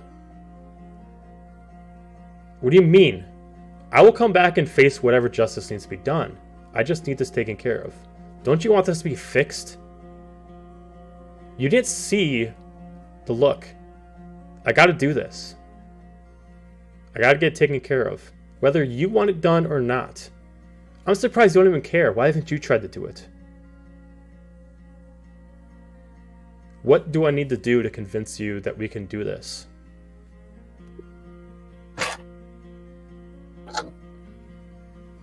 Fine. All right.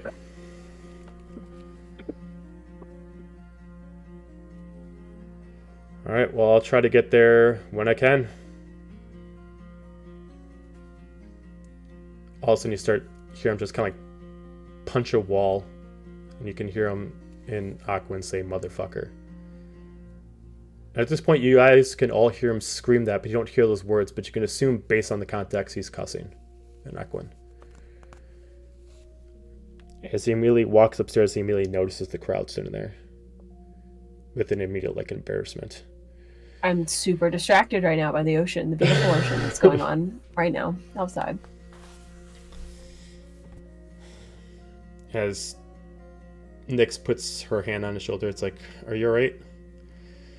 No, but I gotta do what I gotta do. So, how did it all work out? Were you able to find the ship? Were you able to get aboard and find your crew? Get it all taken care of?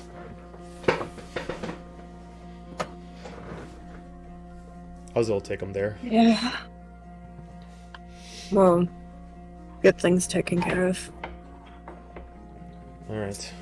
Will you let me know when you want to, I can help get your father all situated? So like, you don't have to. You know, it's... I can take it from here if you have other things you need to do and take care of. It's nothing urgent. I can't really do it right now anyway.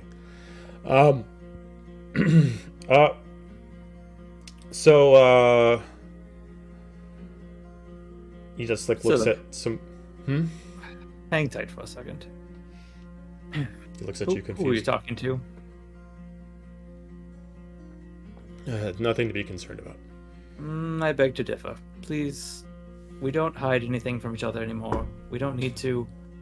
I don't know about your current friends, and I look around at who's ever up there still with us besides us, and you know that at this point, there's no reason to hide anything. He like looks at you and he just kind of pulls most of you out of the way, mostly to get out of earshot of the sorceress. It's been a while since I talked to my father. Let's just say the past couple hours has made me have a reason to contact him, as you can understand. But we did not leave off on good terms, and I knew that there would be after day that to return to Aberys.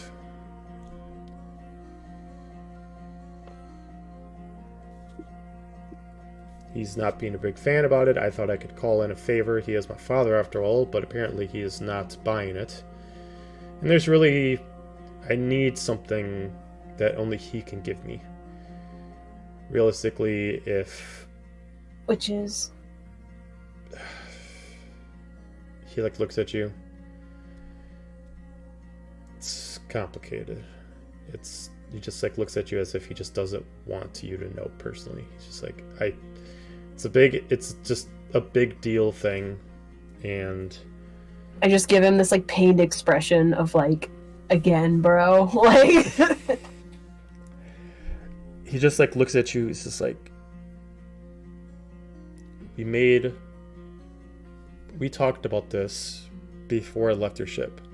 You were gonna try to bring Mom back. I still want to bring her back, but I need her body to do it. And the only way for me to get her body is to go to Aberys. fuck, Sylyk. You want to do that? No, I don't. I left there for a reason. Realistically, if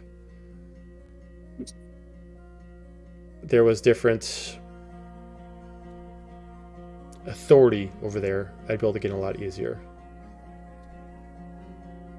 It's also not that great that he like looks at his blade, that I have this blade. They're not a big fan of me having Abyss.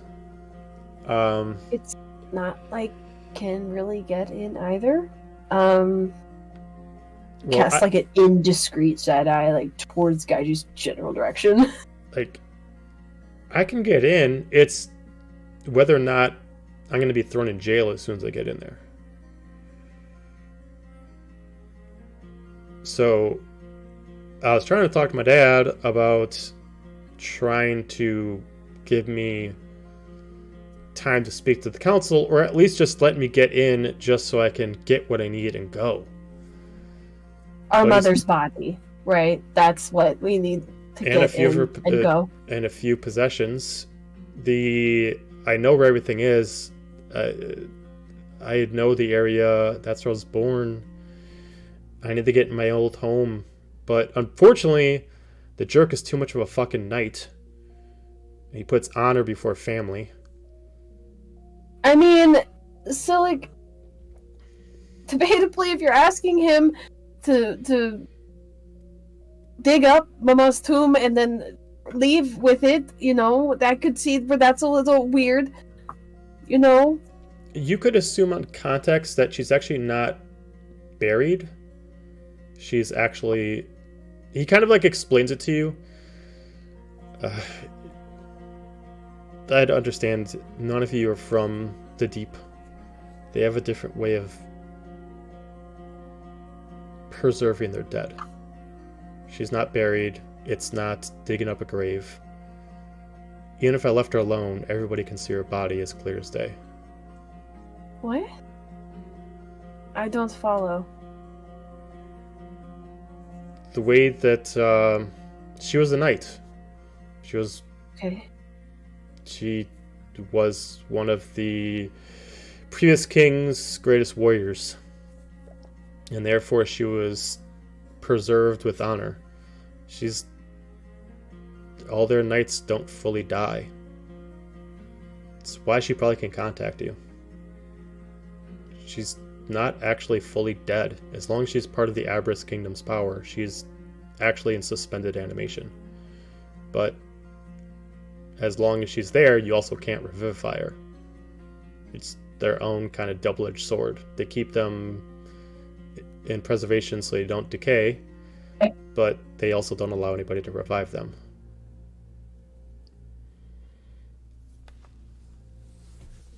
So you want to go and remove her from the Aberys Kingdom for...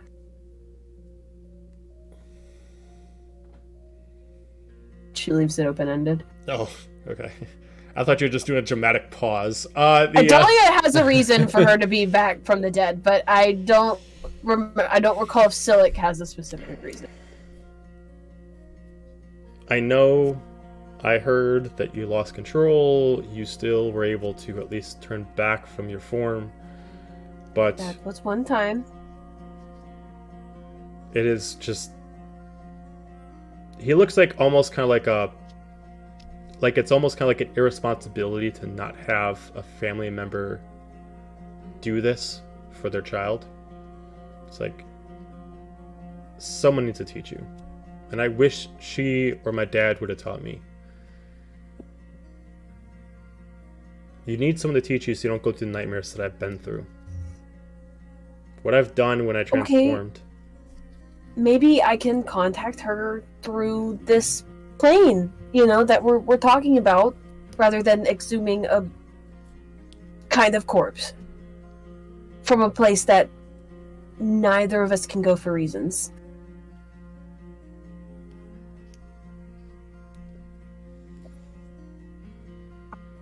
Have you been able to ever just try to contact her before, or has she always just contacted you? We did that one time with this necklace, and that was a very specific scenario. I mean...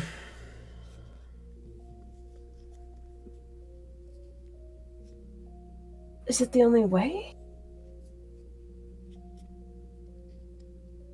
He just like looks at you with like sad eyes. You can give me a perception check or an insight check on him.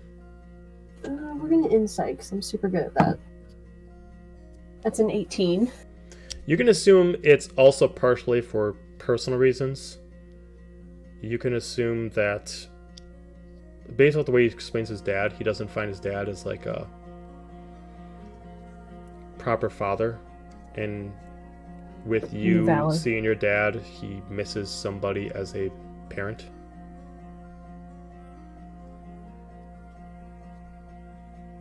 So he's kind of doing this like a two-bird, one-stone situation. She'll back off a bit, I think. Realizing that, and just be like, if you really think so, if that's what you think should be done, then, you know, we can talk about it more. But if there's other reasons, you know, I support you.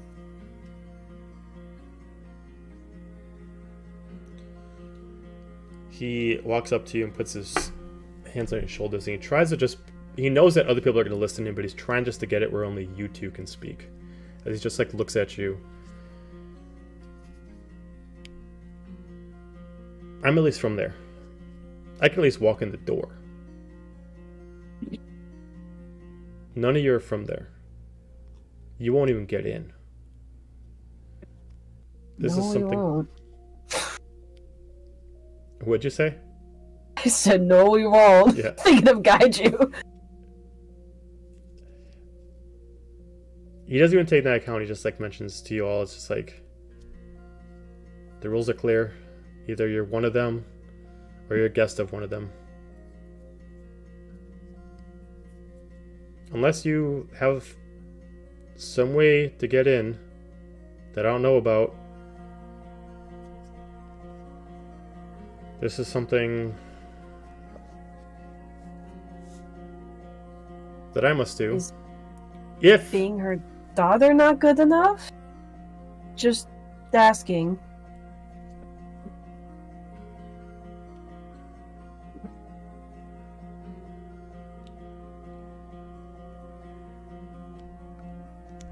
He looks at you. I wish it would be.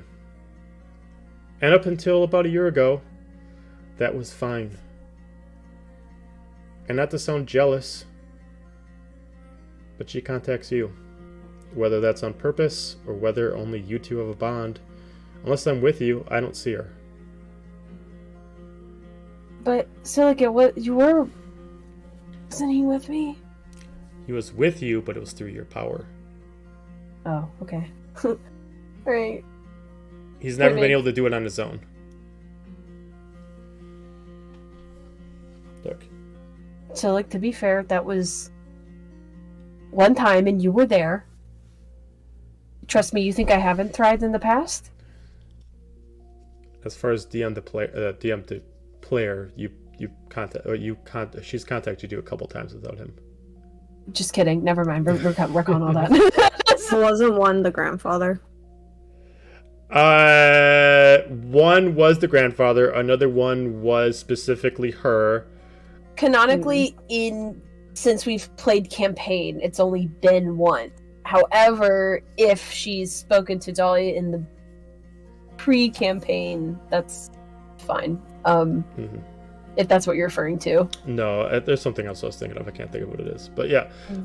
Okay. Um. Other than the times that there's been like instances where Dolly's hurt her in her head, is that what you're referring to? I think so. I think there's one other time, but I think so. Yeah. Okay. He's implying they never hears those voices. Okay, never mind. I see what you're saying because that has been at least once or twice. It's just like, don't worry, this is nothing I'm going to do now. Obviously, it has to have thought put into it, and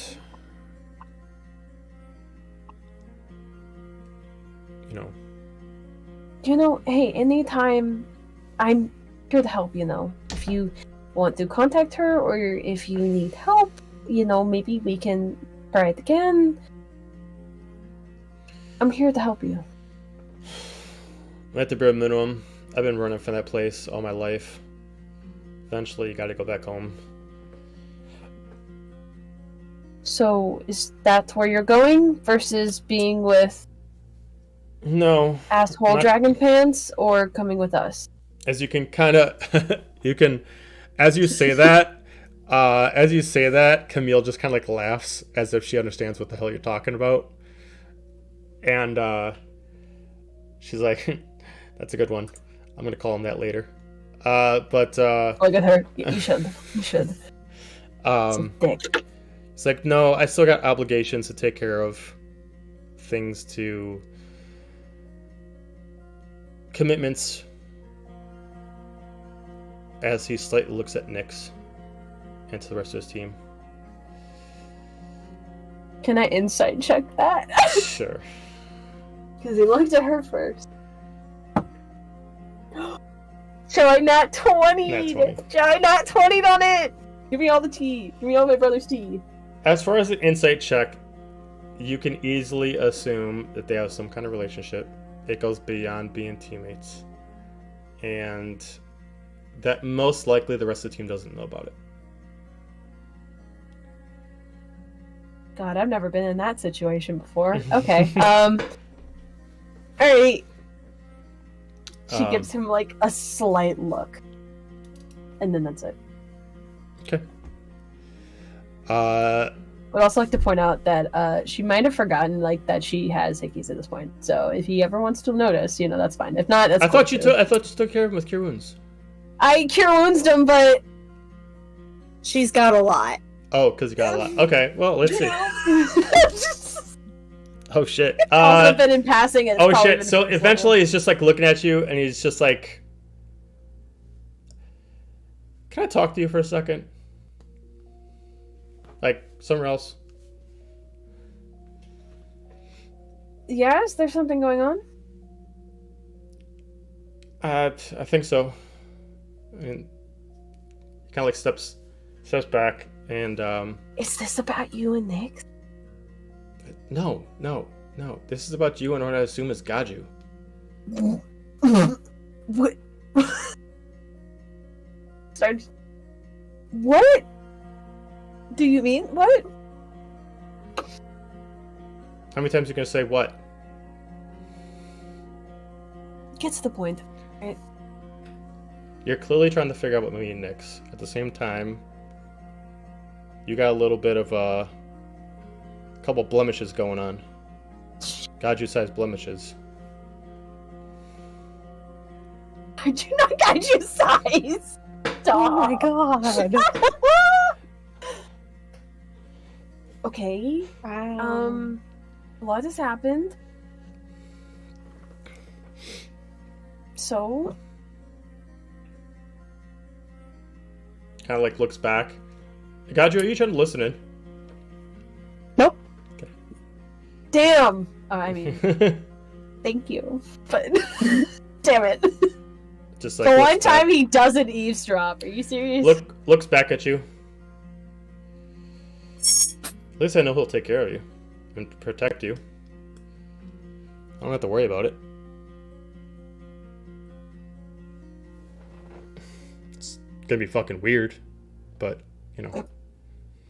Well, to be fair, you thought it was already a thing before it wasn't a thing, and now it's a thing, and so... Yeah, because I got my head out of it. I put my head in it. It was weird, and you're like, "No, this isn't happening." And I was like, "Oh, okay, it's never gonna happen." And now, it happened, and you know, I appreciate that. I think he would take care of me.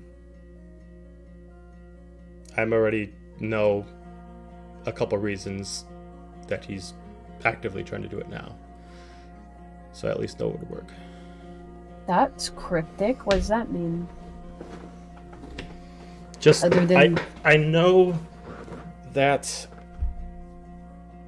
from first-hand experiences that he's already been taking care of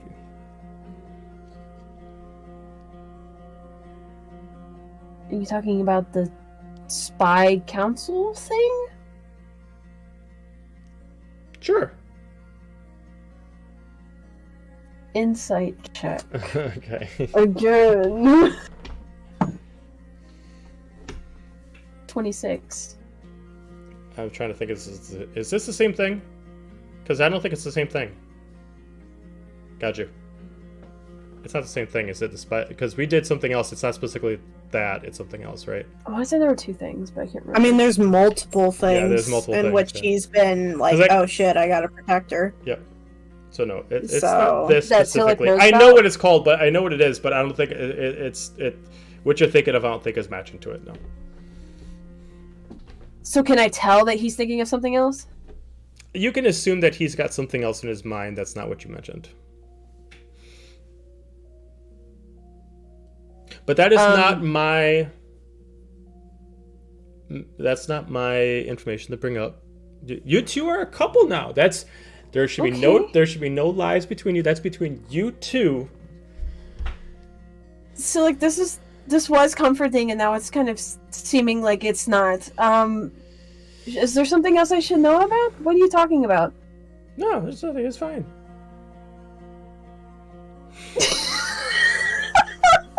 No. It's the way that your voice just went like squeaky. Oh no. He you just like looks at you, sure? he's like, just trust me. You are in good hands. He's a bit of an asshole, but you're in good hands. Okay. Thank you.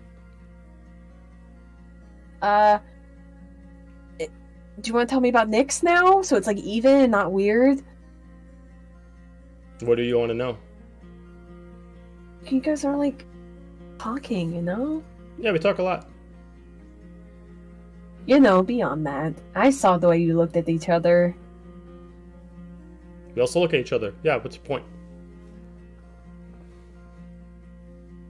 You know, I would pry further, but you're my brother, so I would feel really weird asking beyond that.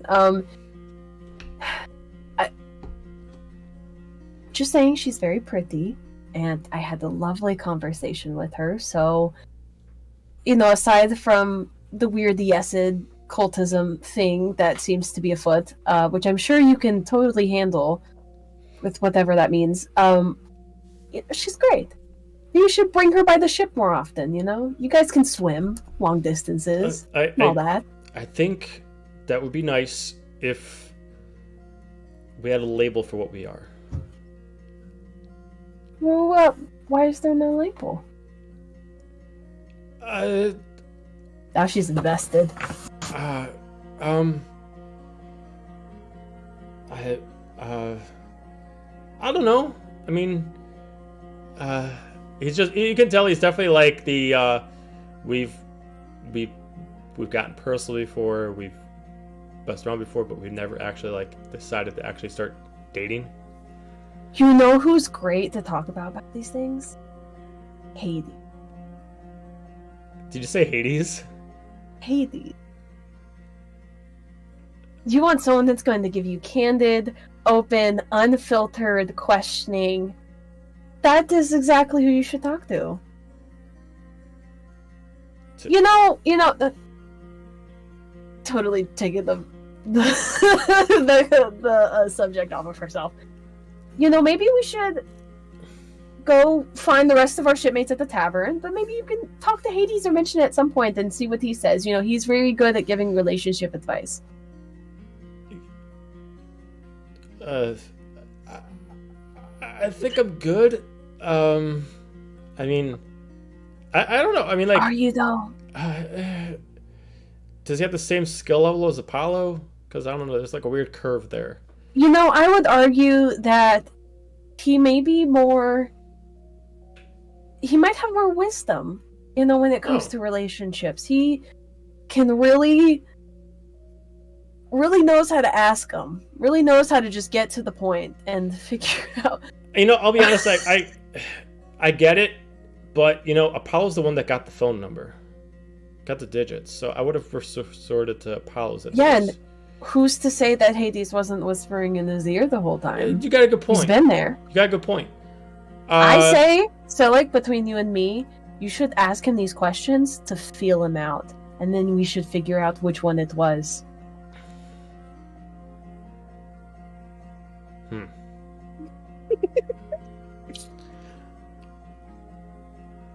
Come on, let's not waste any more time on it. The sun's, you know, Are you two out. done gossiping over there?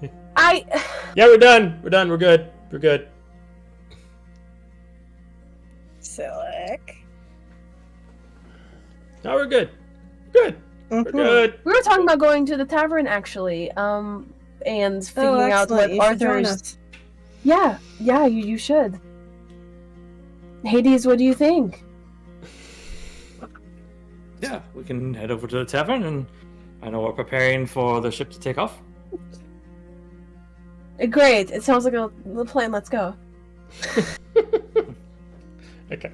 So Come you on, guys. buddy. So he's like, all right, well, let's go get a drink, and he just like looks at. Nyx is invited as well, and I say that loud She's enough for like, her to oh. She like looks at Sylyk. Is that all right? Yeah. He has no say in the matter. You are coming, and it is all right. Amazing.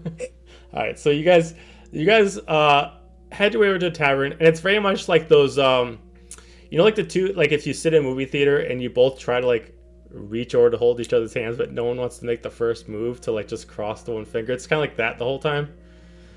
The awkward, like. Do I see this? Yeah. For Okay. them? Yeah. For both of the groups, right? Well, I don't know about Honestly- them. I'm just talking about Nyx and Sylyk. I don't know about What would those Gaggy two. do? She's getting a tail around her waist. Yeah. Baby.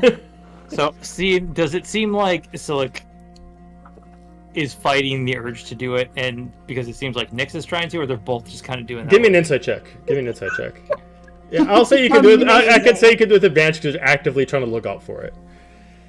Amazing. I'm here for this. Inside. D&D is now dating Sims.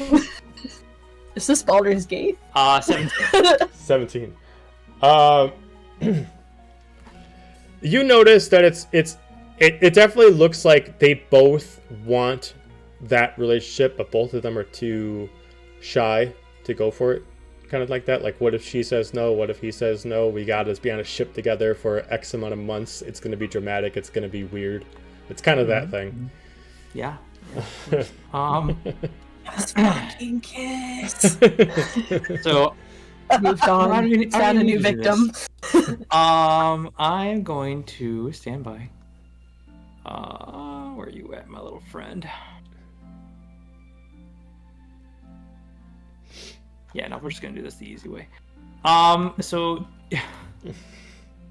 oh man, there's a lot of random stuff here I didn't know before. What's going on? Sorry, no, I just had a bunch of like random cantrips that popped up.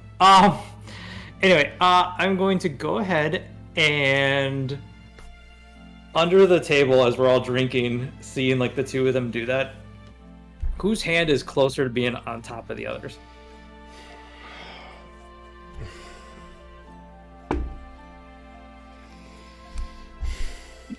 Okay. Someone pick evens or odds. Pick one that represents which one. So, like, if you could say odds is Sylyk or Sylyk is odds because he's odd. Okay. So he's the one. He looks like he's the one that's kind of reaching a little bit more. He's got going like the 7%. She's going like the 30%, kind of like that. So under the table, I'm just gonna kind of like whisper and like push this, and I'm gonna use Mage Hand to push his hand on top of hers. Oh, okay. All of a sudden, like, before he can really even take too much thought into, like, what the fuck? He's just like, hold on, it's like, shit, I'm holding her hand. And she immediately, like, looks back and they look at each other. Like, and they both go with it. And they just let it be. Cute. And I will look over at Sylyk. Reggie's just like, watching smugly. Just shoot him a wink. He just, like, looks at you. It's like, wait. And you can tell that he's not pointing at you, but he's like, motherfucker, kind of thing like that. But yeah. Is it like Amazing. something obvious, or is it all under the table? It's mostly under the table. Damn it, okay. Because Dolly is just chatting her up and just be like, so tell me about yourself. You know, when did you meet Sylyk? Like, when did this happen? You can probably notice after eventually Anything that you can important. eventually see them holding each other's hands. But she's like, oh, wait, we met, like, almost a year ago? It was a little bit back and forth, but, you know, he was in Averant and I was all over. And it was not... It was our group had a tough time meeting up with him for certain things. Yeah. Okay. How long have you been a part of this group, and what do you think of your leader, guy, person? I've been part of the group for 6 months. As far as him, let's be honest, he's a dick. Okay.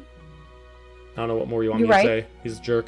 No, say more, say whatever you want But- to say, or say nothing. It's totally fine. He's the voice. He's the one who speaks to Yesid, and he has the nobility, so has the money, and he keeps the... Nobility. Yeah, I don't really know how the Githyanki thing works, but he's apparently some noble warrior. Is it because of the dragon that you guys stay around, or like... I don't know the whole thing. I mean, I know that not all of them have dragons, but he apparently... Both him and his dragon grew up together, and they were, like, bonded, and he is some kind of noble, one of his kind.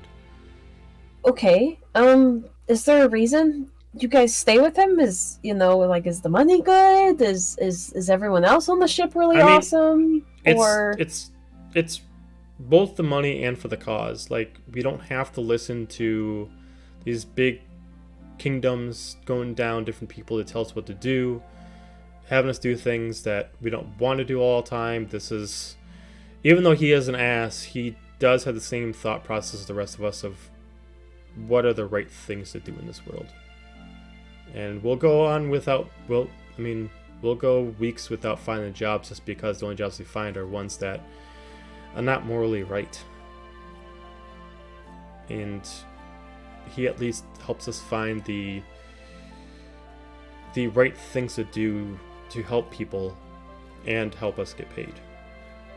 I mean, he's the only drawback of the whole thing, but he's also the thing that keeps it afloat. Without him, we wouldn't have the connections we do, we wouldn't have the money, we wouldn't have the ship. I mean, for what it is, I've dealt with a lot worse. And Sylyk says he's dealt with a lot worse before too. And yeah. Is there a reason you don't think you'd be able to find that anywhere else? I think we could, but he already has all the connections. It would take us a long time to get back to where we were or where we are by doing it our own way. You can definitely tell that she's very much like, I'm here and it works. Sylyk's here, so I'm gonna keep doing it. I look at Sylyk and I just go, well, if you're happy with your group and doing your things, that's fine. But if you want opportunities elsewhere, maybe we can help. Who knows? Just look at the others like, I don't know what I'm saying. I do believe what Dahlia is trying to say here is that we are planning to venture out and have a very similar plan to try to do good things, help people as need be, be a real team that's an A team, and help out where we can. So we may not have as many connections or perhaps as much money as nobility, but in time I feel we may be able to align to those aspirations if, let's say, certain people wish to join us and join hands with us, we'll say, and quest for what might be right. She looks back at him. Nobility is a bit of a pain in the ass anyways. Just I didn't know it was good to go down this road. Well, why don't the three of you give me a persuasion check? All three of us? All three of you. Oh, fuck. 7? 16. 16, 17. And what'd you get, Gaju? This is persuasion? Yeah. 5.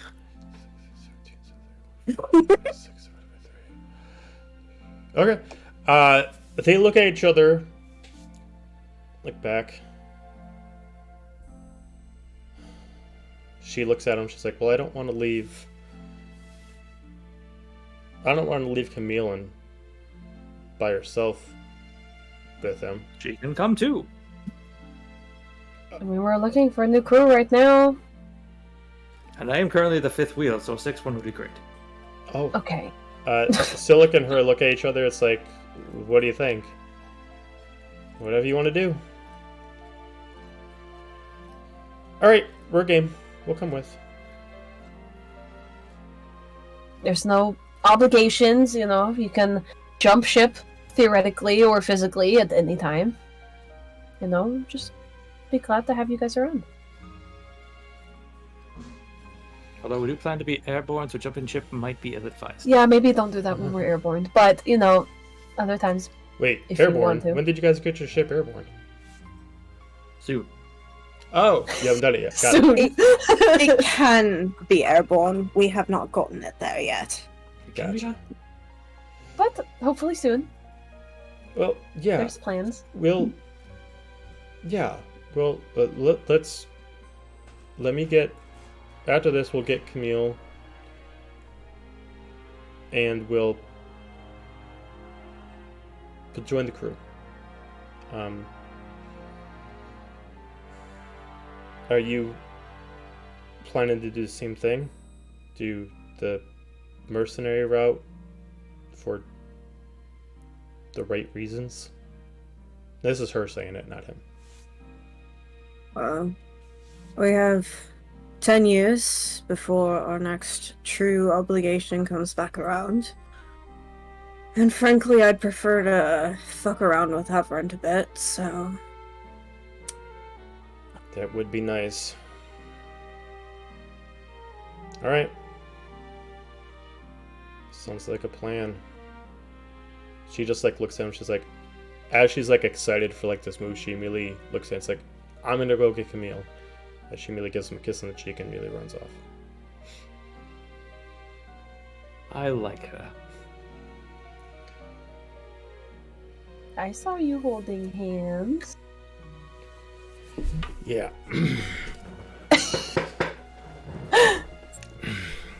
Well, let's get you some crew members. As you can see that Arthur has already got a lineup of certain people going through. But this took a little bit longer. We're going to kind of fast forward a little bit. Okay.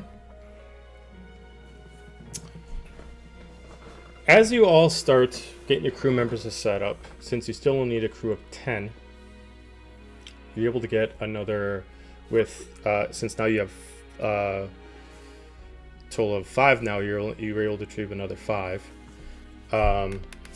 And the day you're about to set sail, you're going to go get your father. It's the last thing you got to do, but you have your rest beforehand. I need everyone to give me an insight check as you're sleeping or doing a trance. Are we resting on the ship? Is like the day over?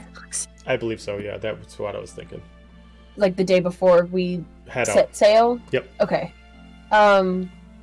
Is it possible to guide you for a moment Yep. before Go that for happens? it. Yep, go for it. I also don't know where I'm sleeping, so maybe I should figure that out. It's just because this is the last session we have with just these 3, so I don't want to, I want to kind of get... Yeah, super valid. Yep. Very fair, very fair. Alrighty, so to set the scene, are we still at the tavern, or will we be back on the ship by now? Ship. What'd you say? Ship? Alright, sun is set, or is set already? I'd say if you're doing it before you sleep, it is setting. Or is fully set. It's Setting, totally up to you. awesome. Where's he at?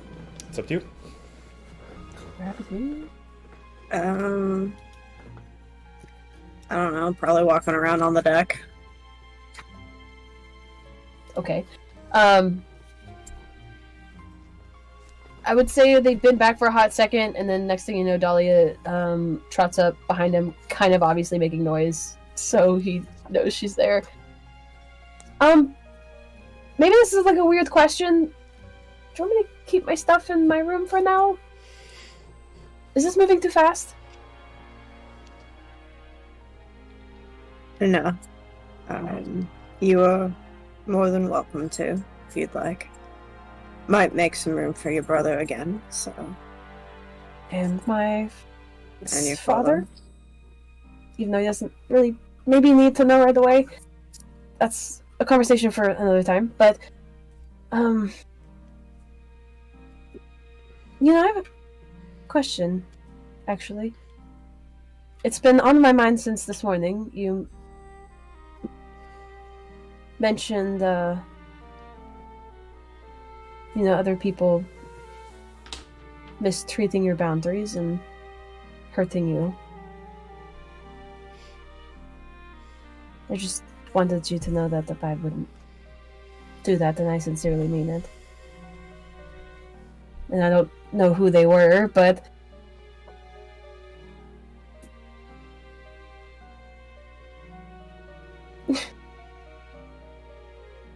You see her, thinking of a million different things, like, I might kick their ass. Well, I appreciate that. And...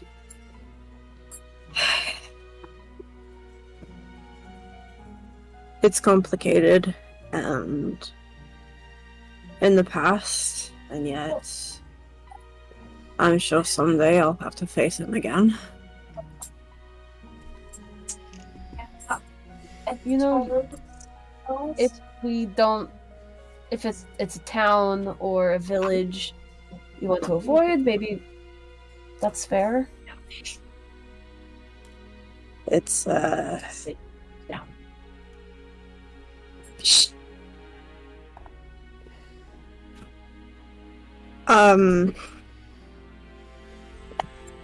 would have to be the entire kingdom of Malthea. Oh, if you want to avoid the whole kingdom, that's fine. There's other continents we can go towards. That is fair, but I think if there's anything that I've learned today, it's that someday I need to go back home, see my mom. How would you be able to visit her if you don't want to go on the same continent that he's on, kingdom. I guess I'll just have to face him. Can we not visit it and not face him? Look, I've had my fair share of, you know, undesirable exes, but for your family, maybe work around that. Let's just say that my ex is currently the king of Nelithir.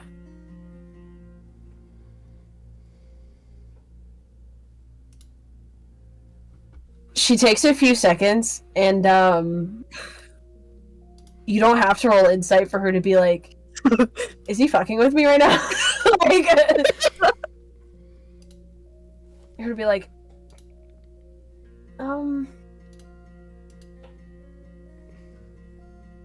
what? Like, trying to figure out how it's a joke.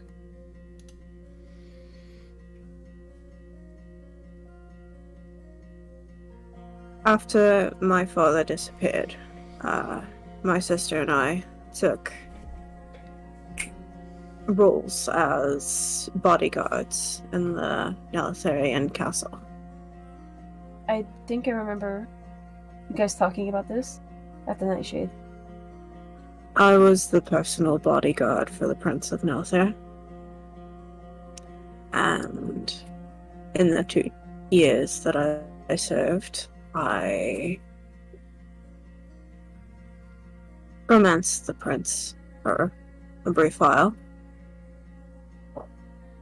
And when his father was killed, the blame fell on me, and he betrayed me. So, when I say that there is probably nothing you can do to betray me, I mean it. Because you're not him. You never will be. And you've stolen my heart far more than he ever did. So. That... Holy shit. Just takes a hot second to process a lot of that information.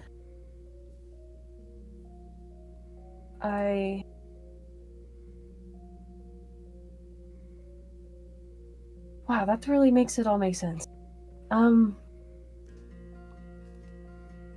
It's very important information. Yeah. No, yes. It, That's really shit. Sorry.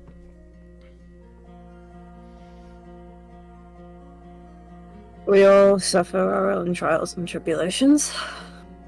And though mine had greater consequences, I got a lot out of it.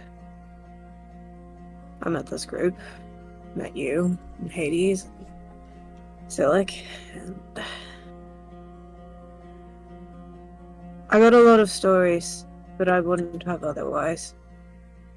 And who knows?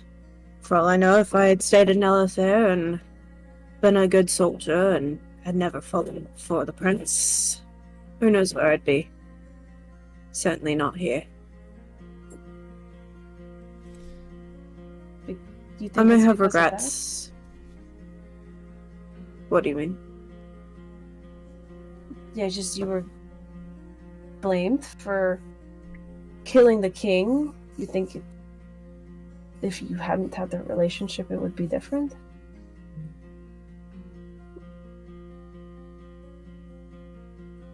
You think he used you?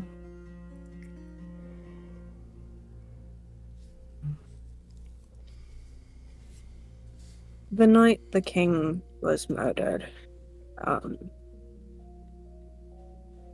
I was on a hunting trip, getting meats and resources for my mother. And while I was out, I received a message from Juvenile that he and his father had gotten in an argument. His father had found out about the relationship, and it was not Good. Mainly because I was a commoner. Partially also because I'm Tiefling. And I tried not to worry about it. I was focused on my mother, making sure she was well. And when I returned to the kingdom, I was captured at the gate and brought to the jails. And it took me far too long to figure out that the king was dead. And that I had been blamed for it. Because who else would murder a king except for someone who loves the prince? You think he was a part of it, or do you think it was someone else that framed you?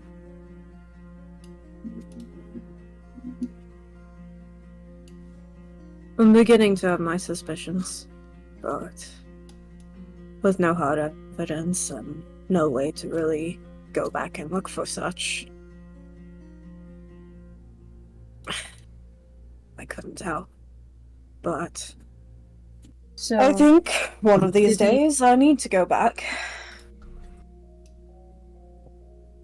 did he break your heart because you think he blamed it on you, or did he break your heart because he wasn't there to defend you?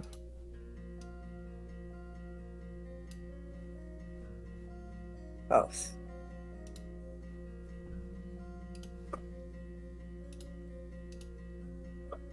I see.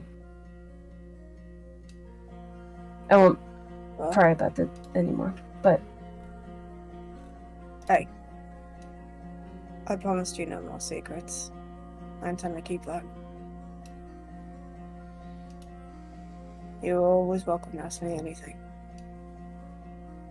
You deserve that much. then since we're on the subject, Sylyk mentioned many things you are protecting me from. Other than the council, what else is there?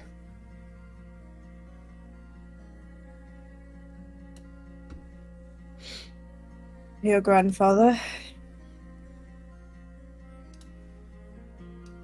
And maybe even Sylyk. What do you mean? The grandfather, I understand. I'm not sure how you would know about that, unless he talked to you himself, but I'm not sure I follow. Divorced when I was unconscious for a while. I had a vision. I believe I've at least somewhat told you about it. Right. Ren interrupted that, never mind. Oh.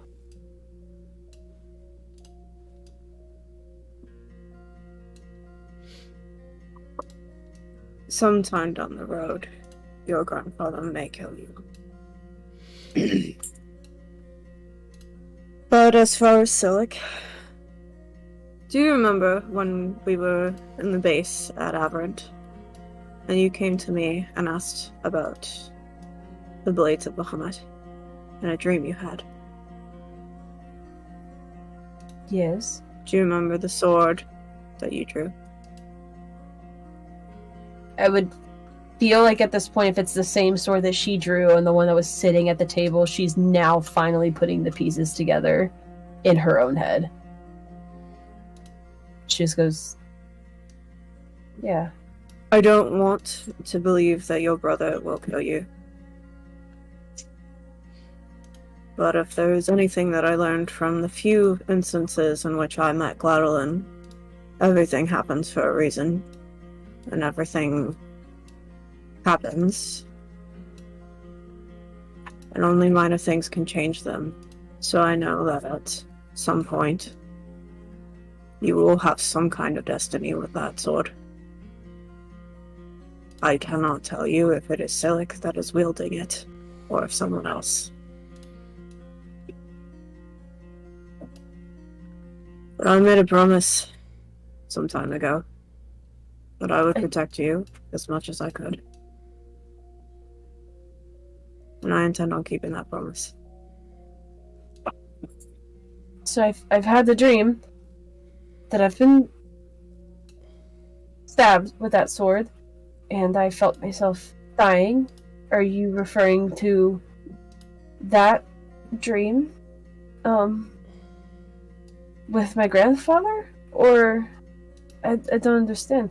Are there multiple dreams out there of me dying?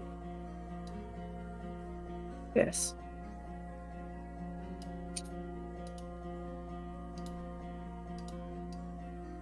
Why? I don't understand. I don't know.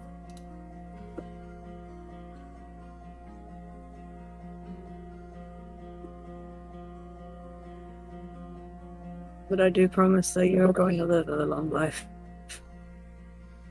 I meant it yesterday. When I said that the gods would face my wrath and tell you no peace.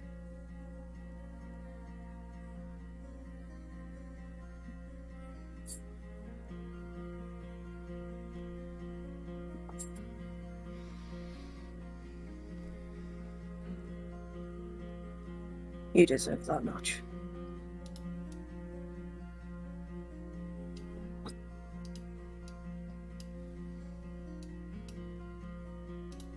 You can see like the tides turning of like, oh fuck, I didn't think this conversation would go this way. I thought it was gonna go another way. Fair. But you see he's some just- like, go ahead. He's just gonna approach her and slowly wrap his arms around her and just hold her close. If she allows. She'll give him a hug back, and I don't think there's really much to add to the conversation. It's if that's his reassurance, that's the reassurance she needs. So I'm cool with they leave it at that for now. Okay. With it going to, are you both gonna sleep in the same bed? I guess so. Okay. After that, after being told she dies in 2 different ways, potentially, yeah. I mean, I don't think she wants to sleep by herself. Understandable. Have a nice night. So I'm actually gonna move things a little bit more ahead, just because we're getting a little late. I'm gonna say before you guys depart, you guys got your father on the ship. Everything's all set up. You guys got one final rest before you depart. With you sleep in the same bed, you share the same dream. Oh, great. Oh boy. With a recurring thing of hearing everyone in the past couple days mention Yesid, and you're putting pieces together in this dream. But in this dream, you're just like following these steps. This order to things.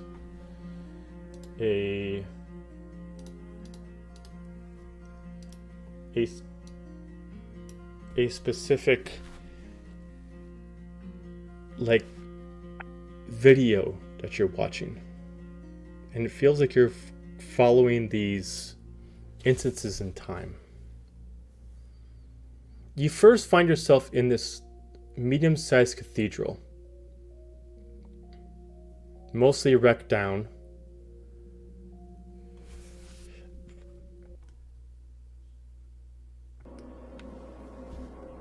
Many growths of vines cracking through it, decayed. Immediately you see a younger version of Gladland before he became a god, fighting against another wood elf. They're battling a sorrowful battle, each one pulling their blades. Gladland using his fists with gauntlets on, while this other wood elf is using a javelin, fighting back. You can see that occasionally Gladland goes ahead until the other one is able to pin him down. Gladland looks sad. Not of a loss of battle, but almost sad of what is going on. You see this wood elf as this beautiful knight, decorated in leathers, kind of like a druid of sorts, but not a druid, a ranger, with leathers with some fur on them, very fitted, hair slicked back, the very, very combed ponytail. Is this a male or female? Male. Okay, thank you. As you think he's going to do the final blow, he puts his hand on Gladden's shoulder, looks at him. Easy now. You will not die yet. The future is not set. And as he's saying these words, he eventually is looking at Gladden, but then he eventually looks at you as he's continuing these words. As he repeats them.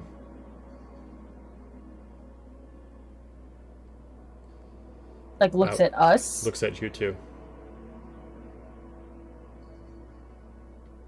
As he keeps holding on to Gladden's shoulder. You will not die yet.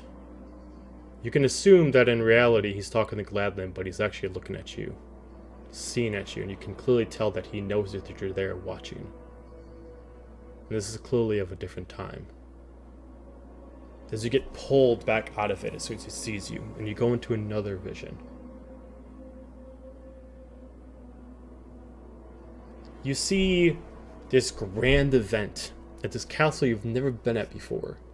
Races scattered all over the place. Humans, elves, mixed races of all different kinds, everywhere. You see his king go up to his podium, announcing this crowd of thousands to millions in this whole castle, apologizing to them about the mistake he has had. You see his king lavish with gold and jewels.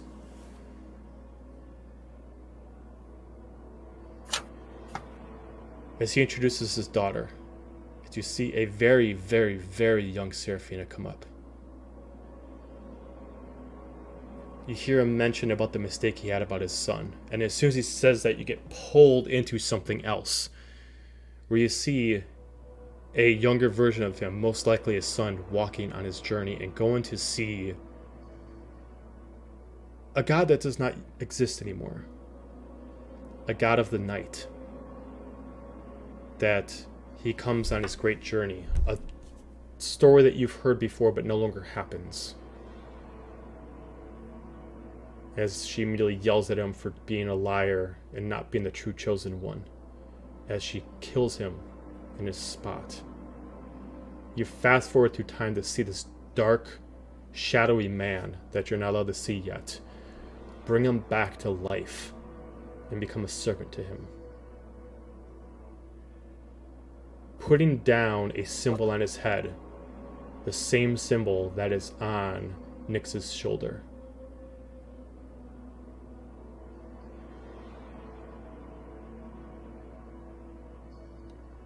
You get pushed through further. Following this. Further and further. Until you see who this man is. This man, being a false chosen one, the half-brother of Seraphina, dying due to the fact that he was not the chosen one, but he took the path. As you can see that he eventually becomes a servant for this shadowy person. Holding on to a connection that he can never control, until you see this glooming shadow over him. You see this giant person controlling him like a puppet. As you see a female wrapped in drapes of dark brown feathers, almost like it's a dress made out of angelic wings, turn into a long gown until it comes up and you see these ravens flying around her. A hood that drapes mostly shadow over her face, with a long necklace that shows the pendant of the symbol that many of Yesid's followers have, and a skulled mask underneath.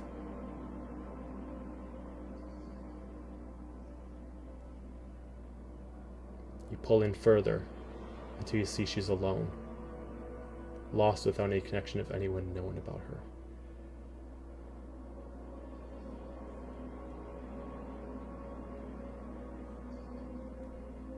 Until something, you can tell whatever you're looking at now is no longer past, it is now future. You see a room. dark, wet, with one prisoner shackled, infected by the plague. You see a man of white and purple hair.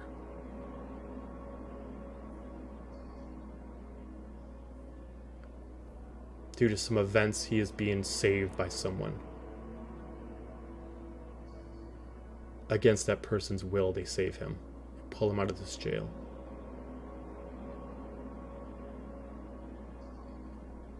Fast forward to time even further. The last thing you see is him making a pact with Malik.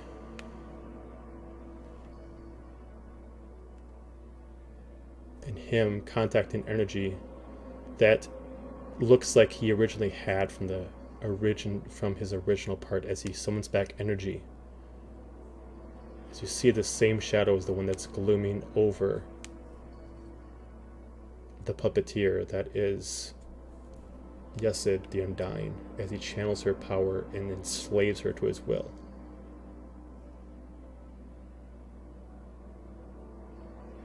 To become the immortal Valeris. You don't know this name, but it has come to your mind before. You don't know this person personally, but you've heard of the name. A man of nobility, of glamour, but unfortunately passed due to the final team of the Great Journey killing him.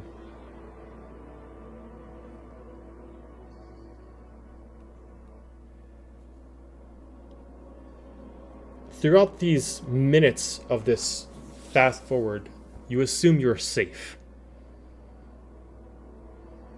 Until you see the reverse of what Yesid does. She puppeteers people to keep them alive.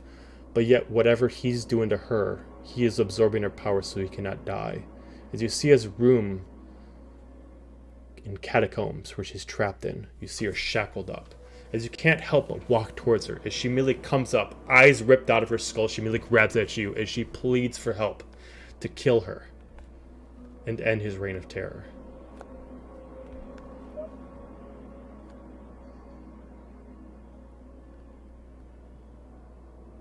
As you immediately both scream as you wake up from your sleep.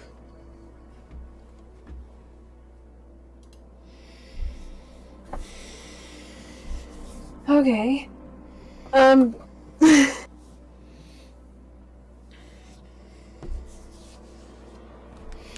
Yeah, she's gonna bolt awake in bed with like a cold sweat. And be like wringing her hands.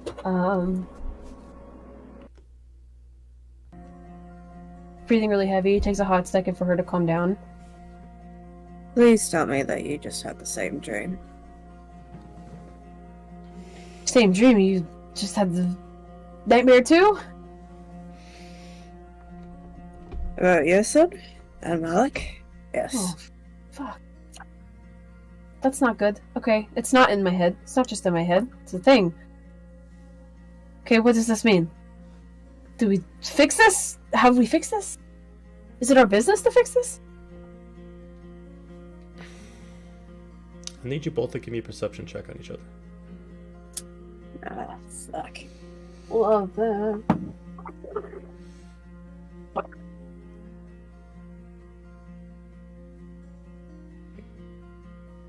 15. 15? It's a 4. Okay. Oh my god.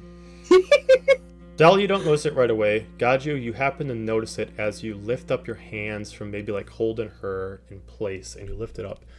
As you both look at yourself and her and notice that you've both been branded with Yesid's seal. Where? On your shoulders. On your left shoulder, to be specific, both of you.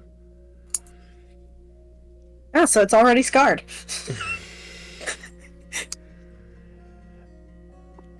But as this happens, and I apologize to move things forward, it takes you time to try to understand what is going on here. Throughout all the visions you've had, they've at least had some clarity to this. This vision is intentionally vague. It gives you a lot of details that mostly keep giving you questions to the previous detail instead of answering itself. You have no idea what this is supposed to mean. Are you supposed to know this information or not? Are you supposed to do something about it? Are you supposed to warn somebody about it? You have no idea. But for some reason, you know that your contact with people of Yesid's communique has now brought you in touch with her. Whether or not you need it, whether or not you want it.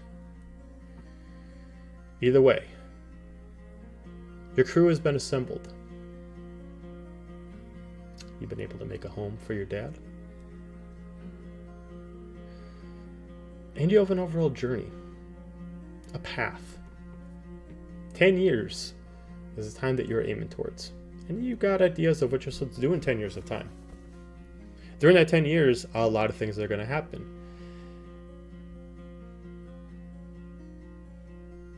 With now new crew, Sylyk will be back on board, along with his now significant other. Yay! And with goals of how to improve your ship by the time that you must reconvene in 10 years, knowing that whatever battle is going to happen in 10 years, you will be required. But now with more turmoil ahead. With, of course, always questions left in front of you.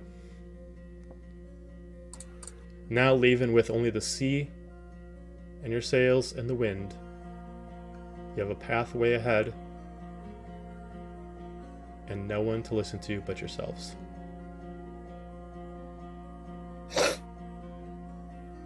That's what we're gonna do for the night. For the end of Blades of Bahamut 1.5, 10 years in the past. Do we just go with the time thing? I apologize if some of that was rushed. I was trying to get some of it done, and there was supposed to be the last one we have for Teen Tales.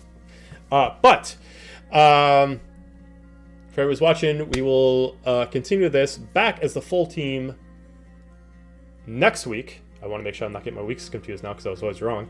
So it's next week, and but I will not tell how that's going to work. So we're going to continue off with Team Future next one, and somewhere this team is going to reconvene. So stay tuned if you want to see how that's going to work out, because we're going to continue with the battle that they're going to have against Geneva. But that being said, check out tomorrow's session of Echoes Bahamut. We're going to continue off right after the Battle of Zolta. And do not forget about Friday's episode of The World of Averett. If you've missed any of that, check it up so you're kind of understanding where some of this all started at. That being said, everybody have a wonderful night, and we'll talk to you later. Bye.